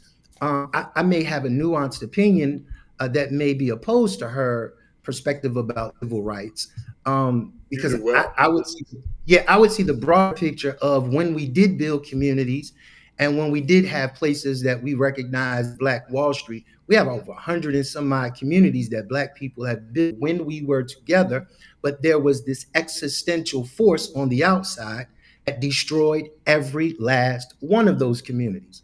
So again, I don't think that's the mainstay, but I think when we're talking about being informed, I think it's important for a younger generation to be informed about the richness of our culture, to be informed about the fabric of our culture, to be informed that men are honorable and that we come from a rich tradition of men who brought their families to church, men who built businesses, not just that we were slaves. So let me ask you a question. What history, what point in America did we see the greatest gains by Black people? What era? The greatest gains? Yeah, the greatest gains, socially, economically. What era did we see? Huh? You would have to say in the late 1800s. And when you think about the late 1800s, what was the existential reason for that is that we were literally being forced out once the Emancipation Proclamation was declared. Well, no, the greatest gain socially, economically was from the 1920s up to the 1950s. Some will say maybe go back further, but I won't argue with your 1950s. Well, here's the reason why I bring that up. No, they knew of, or some of them, not all, some of them knew about what happened in Tulsa, Oklahoma, but Tulsa, Oklahoma was destroyed and they rebuilt it. Now, and you got about another 100 systems. There were a couple. Well, hold on. Here's my point that I'm trying to get you all to understand. They lived through that and never used that as a means or an excuse. They kept on moving. And so my point is, do what? Can I share something real Go ahead. I think the terminology excuse is probably what I'm wrestling with. Mm-hmm. I don't see it as an excuse. I see it as an informative piece of being able to hold on to a sense of dignity of what's possible when you get a redeemed life in Christ. Is it needed? Because I'm still back with you with our community needing Christ. But hold on. But is that informed piece of information? Is it needed? It will help. Absolutely, because the reason why I say it's needed, because we're literally seeing a generation that have no clue about what it is that you talked about earlier, about when we had the local church and everybody, whether your parents brought you to church or didn't, had respect for the church. We are literally having a generation that has no tether. So let me ask this question now. That we come Has there ever been a time in our history as a country where Black people know more about Black history than now? Has there ever been a time where we knew more about Black history? No. So right now we know more about Black history, and So which time did we know more about Black history? Literally any time before the 70s. Really? How did they know? The 70s and 80s. When you get to this generation, fam. Listen, and I say this with all due respect. I don't know at what level you engage with the youth that are actually in the culture today. And I'm saying youth that's 20 somethings and maybe even young 30 somethings. There are fundamental education things that they don't have a clue about, let alone history. But wait a second, hold on. Let me say this. Everybody Black doesn't know about Black history, but more Black folks know about Black history more now than they did in the 60s, 70s. Yes, they did. Disagree. Okay. Well, here's a question. If they did, here's how we know they did. They did. If they did, well, how do we get to the point where we don't know? Did your parents teach you about Black history? No. Did they know about it? I'm literally in the generation coming out of civil rights. I'm your age. Me and you are the same age. Okay. And so so you and I both know that more people know about, not everybody, but more people know about Black history today. And by the way, they've got more access to it today than they did then. Access, I agree. But most of the people, I would say, in this generation, again, when we're talking 30 or something, They get most of their news from social media. So you think my grandmother, you think my mother, your mother, my grandmother, your grandmother, grandfather, and great grandparents, they knew more about Black history and all the things that were going on, not just in their locale, than we do. But they're a part of it. They're literally making Black history. That's like asking this young brother, what was your name again? Shining. What was your name again? Jordan Shining Rivers. That's like asking him to give a reference to the 1980s when there was a war on drugs and what was the scene in the Black culture like. He's not going to be more informed than me because I lived through that history. Living through the history don't mean you understand. There's a lot of folks that lived through, let's say, the Watts riot and didn't have a clue what was going on. There's folks that lived through the LA riots, didn't know what was going on. There are folks that lived through 9/11 and couldn't tell you. But my point is this, though. Not one bit of that information is the cause for our degradation, nor will it be the key to our coming out of it. None of that. Good to know, nice to know, helpful to know, hey, this person did this. Because the question is, like Hunter said, what is our culture? I don't know what these people's cultures are. I have no idea what informs their thinking. I do know this, though. My culture. Say it again. When you say these, I apologize. No, you're fine. You're fine. We're good. When you say these people, who are you referring to? Anybody. I don't know what informs anybody's culture or their view. Okay. What informs me, my culture is different. My culture is better than anything anybody Black ever did. My culture supersedes the civil rights movement. My culture supersedes any Black inventor or any Black abolitionist. My culture supersedes all of those things. My culture goes one to the cross and then even back further than that. My culture is informed by the scripture, and I'm told to walk in that. I'm telling you, nobody has. Think of all the people that we can just think about the folks who talk about our culture. Just think about the big wigs that we see on TV. Think about them, the ones that we hear about that are really informed. They only make their money because someone's paying them to talk about it. But look at their followers, still struggling. What do you mean? What do you mean? I don't see. You rarely see people, and this is why I asked the question. I wasn't trying to be to be mean or whatever. But folks with a certain type of mentality that are more concerned about what other folks are doing, they tend to not make it as far as folks who don't care. I don't care what anybody, white or Black, is doing in terms of how it affects me. Now, I'm aware of it. I think that's nuanced too, though, Corey. What do you mean? And I am the quintessential nuance guy. I am not this or that. I'm this and that. I believe in Christ and His Word, and I believe that we all get chewed gum. So when we're talking about who gets farther, and things of that nature, I mean that's a nuanced thing because you I am sure you're aware that there is different things even in church culture. If you just hold on. I got to ask this question. Sure. So let's say little Johnny here is a teenager. Yes. Little Johnny's a teenager and he wants to do the right thing. He's got a father and a mother. He goes to church. He reads his Bible, I guess as much as a teenager would, out of trouble, but doesn't know anything about culture. And I don't know what you mean by our culture or identity, anything like that. I guess that's subjective. It can go for whoever you're talking to. They might have a different view of it. But let's just say it means our history. It means our achievement, what certain people expected at certain times. Say that's what it is. How does little Johnny, who's 15, 16, 17, how does that improve him? What is that going to make him do that he didn't do before? By the way, let me just do this before I forget. I forgot. Caleb's Farm, thank you so much for the super chat. Some of these folks, they did it earlier. I forgot. Also, Thou, thank you for the super chat. Texco says that it's not the music industry's responsibility to raise your child. Amen. The parents are loud, ratchet, and ghetto. Yeah, if your child is listening to this stuff, even though Lil Wayne and whoever else, I don't know who's rapping now. I'm sorry. Look, because I thought this guy with Annie Up was new. I didn't know they were old, but anyway. but I didn't know. I didn't know, y'all. Y'all forgive me. But even though they are doing what they're gonna do, they're out to get theirs. We can't hold them responsible. It's trash music. You shouldn't be listening to it. Brad Nicholson, thank you so much for the super sticker. Kay Kinmack says many African American have forsaken Christianity and embraced witchcraft, New Age.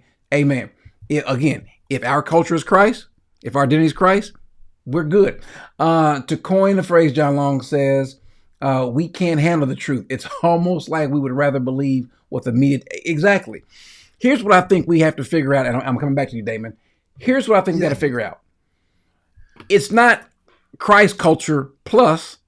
It's got to be Christ culture only. Oh, can I clarify? Go ahead. Clarify? Because I don't want to be misunderstood. I agree with you there as well. When I say I can walk and chew gum, what I'm saying is I'm referring to the biblical mandate that we're called to evangelize, right? And then there's a reality that each of us has an audience that we have, the metron. Paul says, I won't boast beyond the sphere of influence that I've been given, right? So wherever your sphere of influence is, there is an effort to evangelize and redeem that group of people or that culture. So when I say that I can be concerned about what's happening in my culture, what I'm also saying is that my culture is a part of my audience. So there are some things that I need to understand about the culture to be able to understand some of their hurdles. There are some things, I mean, even to the degree that there are some things that I would prefer not to watch, but I want to be able to understand the mind of What a is culture? generation that moved from mine. Excuse me? What is culture? This is how that now because we're going to come to an end, but I said I was going to give you guys my solution, the problems and the solution. But I'm gonna stand by it. I might just make the thumbnail the words a little bit bigger. The worst culture ever. So what is culture? Y'all can look it up. What is culture? Here's what it is: the shared beliefs, values, traditions, and behaviors of a group of people. Yeah, the that was shared stripped. belief, huh? I said that was stripped. Like once, like what her name, Miss Chapman said, or Mrs. Chapman, I think she's married. Once we integrated with white folk, a lot of our culture was more so it was stripped. It was taken away. Like we not only did we get stripped of our culture, like once we came over, and as many immigrants did, like they made European immigrants change their name. They didn't like your last name, change it. That's why they have a lot of differences now. But with the black community specifically, like folks came over, were beat, raped, breeded, all type of stuff, told they weren't this and that, kept down, oppressed, were freed. Then the 13th Amendment, slavery was basically legalized at that point. Just arrest folks and you can get free labor then. And it just continued. They found new ways of doing new evil. They found new ways of doing the same evil. The issue now, like what you said, which is nothing wrong with it. I don't think anybody here would disagree. Christ should be the culture. The hard part of it is when you see a lot of other cultures in America are able to retain their ancestry and still come to Christ. It's like it's a little rough. It's a little rough. It's like, man, folks get their quinceañeras, folks keep their bar mitzvahs, and then they still get to come to Christ when all we got is all we got. But let me ask you: don't we see a problem with that in some of our churches, where it ends up being culture over Christ? Let me read the definition. Let me read what it says again: the shared beliefs, values, traditions, and behaviors of a group of people. They're not as they bar their phrase. They're not like us. That's not my culture. Their culture is the worst culture ever because I've never seen that culture. I don't share in them. And just because they're black, now we might share a similar ethnicity, a certain genetic makeup, but we're not like them. My culture is a Christian culture. I've got more in common with the white Christian or the Hispanic Christian or the Korean Christian than I do with these dudes, with some of these folks out here who look like me. Oh, definitely. Yeah, so, I agree. Yeah. And knowing when, by the way, we sit and talk about history a lot, Damon. Sometimes our understanding and view of it differs, which is fine, because history is not culture. History is not culture, because guess what? All of us didn't. Here's the thing that we do oftentimes, especially nowadays. We oftentimes want to put on the backs of younger folk a painful history that neither we nor they ever experienced, and expect them to carry that. They don't know what slavery is. Jim Crow. Again, there was 1,000-something folks in the chats earlier. We're down to 600-700 now. And I venture to say, I still may say it, because I'm usually the only one that has ever seen a Klansman in their hood with a burning cross. You don't know what that stuff is. I have. You have?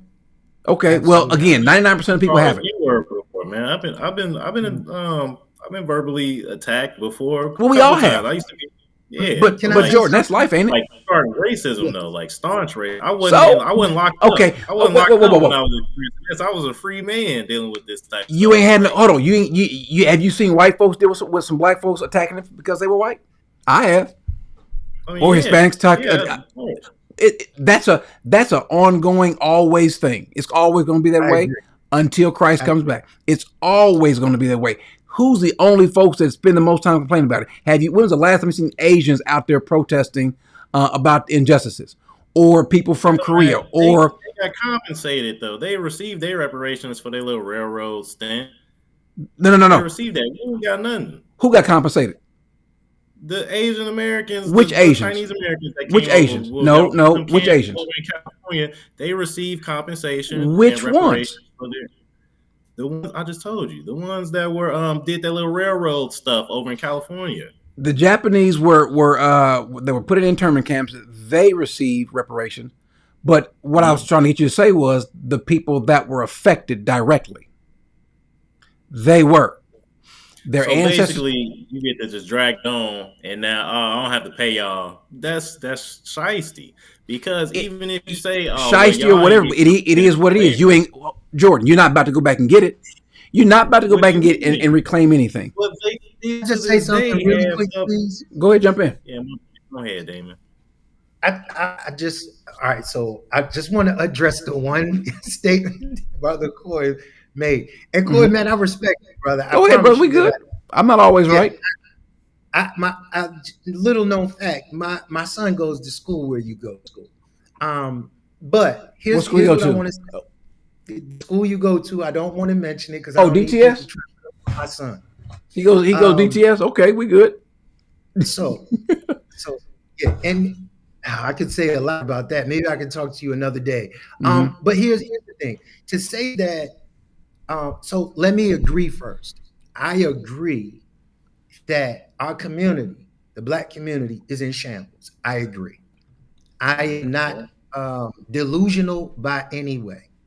But what I will say is to say that they are the worst generation ever. Who's worse? And I'll tell you, the 400 years of slavery. I don't know if you can get worse than that on American soil. Hanging people. Let's think about this. Bringing people across country on ships. On a picnic. Come on. Throwing people over this shit into the ocean. Raping babies and separating families. I don't know if you can get much worse than those 400 years on American soil. And then saying it's manifest destiny and saying that it's God's will for all this to happen. That's terrible. And we know, because I'm a Christian, I'm a believer. We know that this was perpetuated by people who claimed the name of Christ. We know that. We know that. His name. That's why so many Black people are anymore. I don't know if you can be any more blasphemous, number one, against the name of Christ, to perpetuate such evil in his name and then do it for such a long period of time. I don't know if you get any more terrible than that generation. I I don't know how. That's like apples to oranges to me. I don't really think it's a conversation. Is it terrible in the Okay, last so 30 or 40 years? now let's start adding this up. Let's start figuring out who was worse. Let's see, the slavers, the ones that sold the other blacks into slavery, Okay, we who talking about also had America. who also had vile practice of slavery in their own country. Right, it's been worldwide. You know that it's in the Bible. Here's why I say that these folks are worse. As ignorant and as wicked as they were, you can't claim the same ignorance with these folks today. You But can't they even claimed it claim. in the name of Jesus, though, Corey. Excuse me. In the name Oh, no. of Jesus. I'm not saying it's not only children. Hold on. It's not only children. Huh? It's not only children. This horrible subculture is not. It's not only teenagers. No, it's 20-year-olds, 30-year-olds, 40-year-olds, 50-year-olds. Saying, how do you say it's the worst when you are in reflection of 400 years of passed down generational slavery? Like, I don't know how you get with all. I don't know how you can arrive. Is it terrible? I agree. It's the worst. Does it need Here's to why. be doing? Let me ask you a question. And again, I don't want to make it sound like that. And I know you know you're not equal. I know you know that that's not the same. But I think what we're seeing is worse. I think we got people who will kill others and their own. I think we got kids and young and men, 20s, 30s, 40s, who will kill. There was a couple ones I did.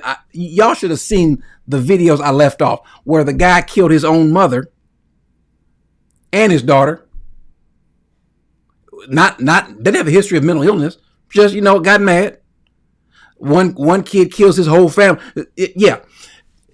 Whereas, and I'm not making any excuses for these people at all. I'm not. They're evil, wicked people. At all.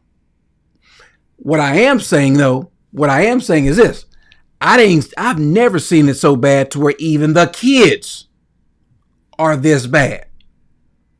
See, it'd be one thing if we had 15-year-old slavers and 12-year-old slavers. It'd be one thing. It'd be one thing if we had them going in and that, because they felt like, some of them, right or wrong, some of them felt a certain way about Africans that they were just taught and told and believed. Some knew better, some did know better. But these young folk, these folks that we see, these 15-year-olds, these 20-year-olds, these 30s, 40s, 50-year-olds who are doing this, no, we kill our own people at a higher rate, higher clip than they did. They at least saw an economic value. We just do it because it's sport. No, we are that culture, and I don't know why you want to claim some identity with these people. These folks are wicked. Can they be redeemed? Sure they can be redeemed. Even Paul was identifying with his people. Even regardless, I didn't say regardless. Even Paul was identifying with the Jews when they had the hardness of heart. So it's like, I get it though. I get it, Corey, bro. When you got locked up, bro, you cut out all that nonsense. I think for all of us being believers, I think we need to kind of center ourselves again. Because if we are seeing any degree of humanity as unredeemable, then that goes directly against the power of the blood. If there is a such thing as an unredeemable community of people. Well, I haven't said that. No, I'm talking about the way you're inferring.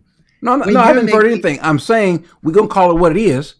We're gonna call them. We are seeing animalistic behavior, but guess what? Yes. Such was I at one point in time. So I'm not saying that they're not. When I say the worst, doesn't mean that they cannot, that they're impossible. So I said that from the beginning. I'm saying it now. Because I say they're the worst, because guess what? Some of those very same slavers became redeemed, right? We have the song Amazing Grace by a slaver. So we have that. I get that. I'm saying that. What I'm telling you is what we see now is on a level to where they don't, not only do they not care about other people who are white or Hispanic, they don't even care about their own. And I mean, when I say their own family members. The boy that had that got killed with his 5-year-old daughter there, he did that. He took her to a place where he knew they was looking for him. He did that. Why? Because he don't care. And so when the Bible says that any man or anyone that doesn't take care or provide for their own, what is he? Worse than an unbeliever. I'm not trying to give out gold medals. Y'all upset it. Let me just say this, and with all due respect. Anyone that's upset with the title of the video, you upset about the wrong thing. You mad about the wrong thing.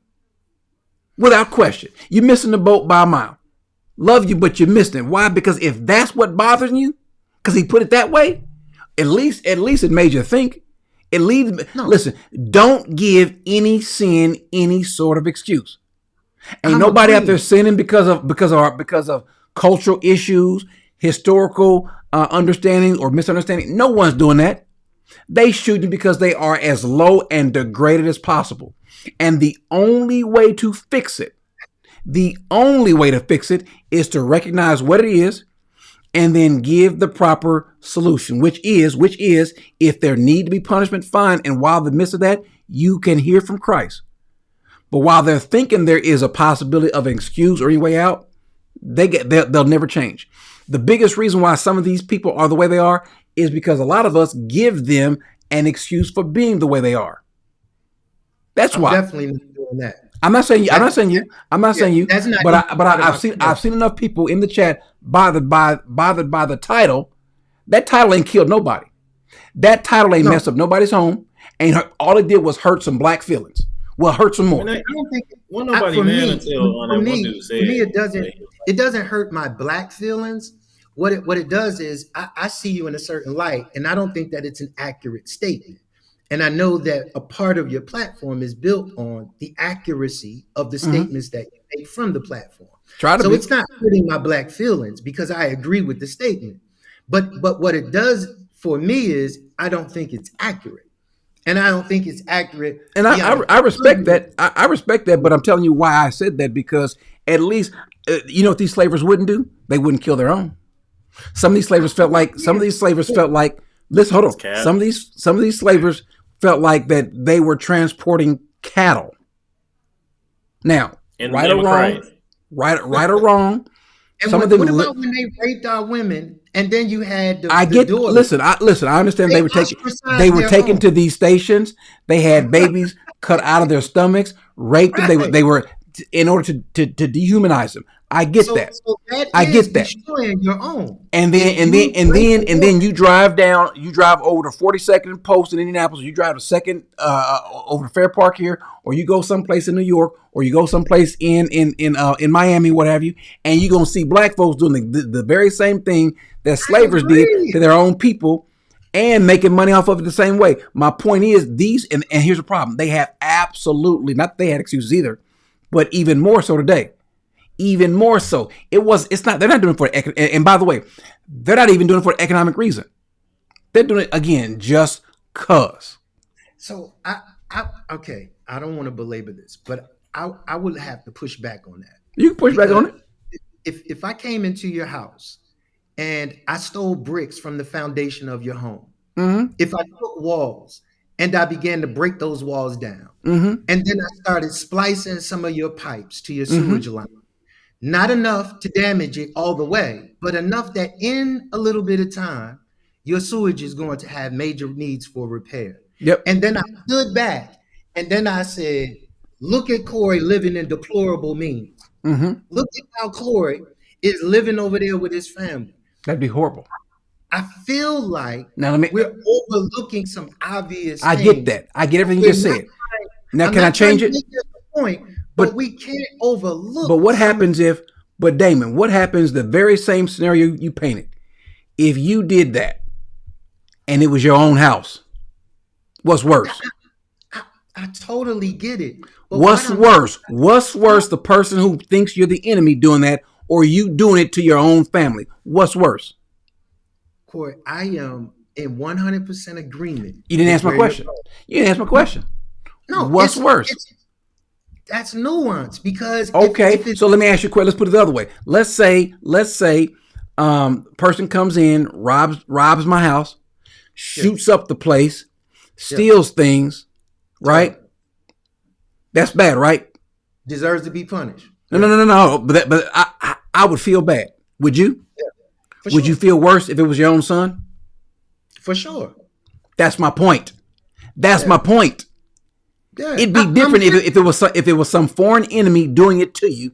It's your own people who know you. That's my point. But I think we're making 2 points on 2 different spectrums. Yeah, We're kind of going back. No, and forth. my point is these We're folks talking about have no set of values, don't care about values unless someone puts it in there. This is, as far as I'm concerned, the worst I've ever seen people behave. Well, that could be true if you say the worst you've ever seen. I can The go word, along with and even in comparison with other historical facts, I could be, now someone is obliged to have their own opinion. That difference. I don't know, man. The picnics was rough back then, man. What picnics? You can Google pictures of picnics. You ain't heard about you don't know about picnics? Which pictures you talking about? You know the history of the word picnic. You pick an N-word and hang an N-word. They will have barbecues, white kids and families, So literally this is an event. Like this used to happen, dude. So let's do this. I didn't say listen, whites kill their own too.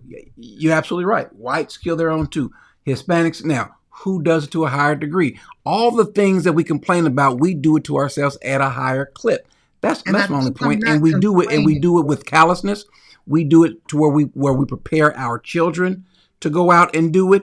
We prepare them to be the next generation of fast, loose women, violent men. We are preparing our children that way. We rear them that way. We give them music to get them intoxicated about that. We glorify it, and then go out and shoot up any and everybody without any malice or forethought, thinking we're going to get out, and then we get our hand slapped, come back out and do it again. Whether your age, it doesn't matter. What you've gone through, it doesn't matter. So, but listen, I got to go ahead and move though, guys. I got to go ahead and jump off because I've got to been on 3 hours now. Didn't mean to be. So how do we get the gospel? I think that's the question. Even with your perspective, how do we get the gospel to a space that we know needs to be redeemed? Because we can't just point at them. That's what I said earlier. Here's the solution. The solution to the problem. The problem is what? Let's put this back on the screen. I covered this earlier. The problem is their heart. I missed that. Right? I'm sorry. It's not what enters the mouth that defiles a man, but what comes out of the mouth. Correct. Because that proceeds out of his heart. It is the heart. I got the wrong scripture up. I'm sorry. I got the wrong one up. But it is the heart that determines what a person is going to do, how they think, how they feel. So their issue is the heart. Now, I can't change the heart. You can't change the heart. None of us can change their heart. But we can be used by the Lord to facilitate that change. And so what do? 2 things. Let our light shine, be the godly witness in action and in word before the people, and then share the gospel. If God perhaps uses that to regenerate that heart, amen. If he doesn't, amen also. All we can do is all we can do. You can go to the worst place in Chicago, the worst place in New Jersey, or here in Dallas, and I can promise you the majority of folks that hear the gospel and see our good light, they're still not going to change. Recognize that. Protect the people, the flock from the wolves while giving the gospel. If they're in prison, let someone go. Jesus says, you didn't even visit me while I was in prison. Needed that. Let someone go. Be the people that want to go to prison. Send them Bibles, which we'll be doing, by the way, shameless plug, which we'll be doing this summer, back off and sending Bibles to inmates and so forth. But go visit them, go to the shelters, be on the street, or just be a witness around your office, around your home, around your church, around your neighborhood, the grocery store. That's the solution. It's a pretty simple solution. It's pretty simple. We just don't do it. That's all. We just don't do it. So listen, guys, I gotta run. I gotta get some closing thoughts. I appreciate this, guys. I may or may not be back on tomorrow morning. I'm not sure. But in the meantime, and Jordan still hadn't called me yet. He was supposed to, but he hadn't called me yet. Maybe he will. I thought that was Sunday. You didn't call me. Today ain't Sunday, it's Friday. You listen, you can call me whenever you want to, brother. You can call me whenever you want to. I'm here. All right, brothers. Y'all take care. Damon, good meeting you, brother. Thank you. All right. Take it easy. So now let me just say this, and I'm leaving. Let me just do this. Let me do this.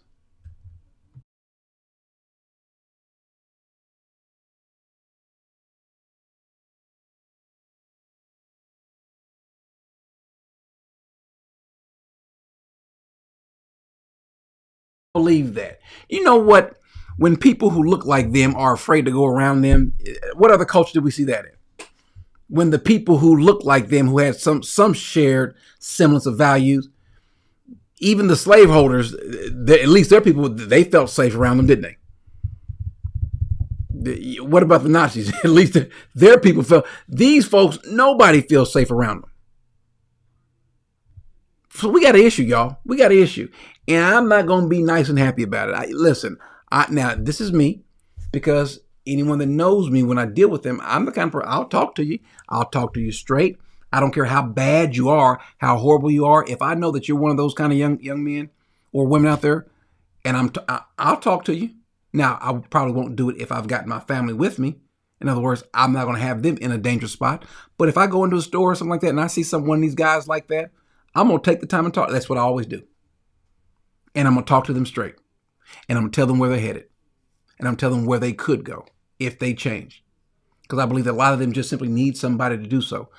They need somebody in their life to give them two things. To give them the truth and to do so with love. That's what they do. That's what they don't get. They don't get those two things. And when I say truth, I mean the truth of the gospel and the truth about where they're headed. The truth about I said before, and I'll close on this. When you guys are trying to get somewhere, you've been either at a mall, you've been at a amusement park, and you didn't know where to go. You knew where you wanted to go. You just didn't know where it was. And you go to the directory and you see, oh, there it is. You saw it. It's up over here in this corner over here. There it is. But you got one other problem. The problem is you don't know where you are. So you got to go back to the directory and look on there. There's going to be an X, a square, or a circle. And it's going to say, here you are. You are here. And so what you got to figure out is where you are. This is where I am. You'll either find out that I'm close to my destination or I'm a long way away. If I'm a long way away, no problem. I wish I were closer. No problem. But at least I know, because now I know the direction I should go into. We, as people that have the same hue and skin tone as I have, we tend not to we want to know where we're going, but we rarely want to go and look at where we are. This is where we are. And these young folk in their 20s, 30s, 40s, what have you, or teenagers, these young folk, they are in this spot, and we want to make them feel good about the spot they're in. No, you guys are on your way to hell. You little kids with these little AKs or with these AR-15s or the whatever, you're on your way to hell. You're on your way to hell with your kind. And until you realize that, and we want to stop being nice to them, that's what's wrong with half your kids anyway, because you talk too nice to them. You don't want to hurt their feelings. You don't want them to come to grips with reality. And so when they get older, they can't cope. They want to go and shoot up someplace or what have you. They want to do something or kill themselves and everybody else with them. Because you thought that it was time to tiptoe around the tulips. Again, and I'll say that I don't mean to be mean, but y'all, I want you all to pray about this. If that thumbnail bothered you, that thumbnail ain't hardly the problem. It ain't hardly the problem. The problem is the fact that we are not being resolved in our stance for Christ and against sin. So, guys, I love you. Don't hate me. If you feel like I was wrong, pray for me. I still love every last one of those people. I would do everything I could if I could. But I'm not going to sugarcoat and not going to water down the gospel or the truth. Amen.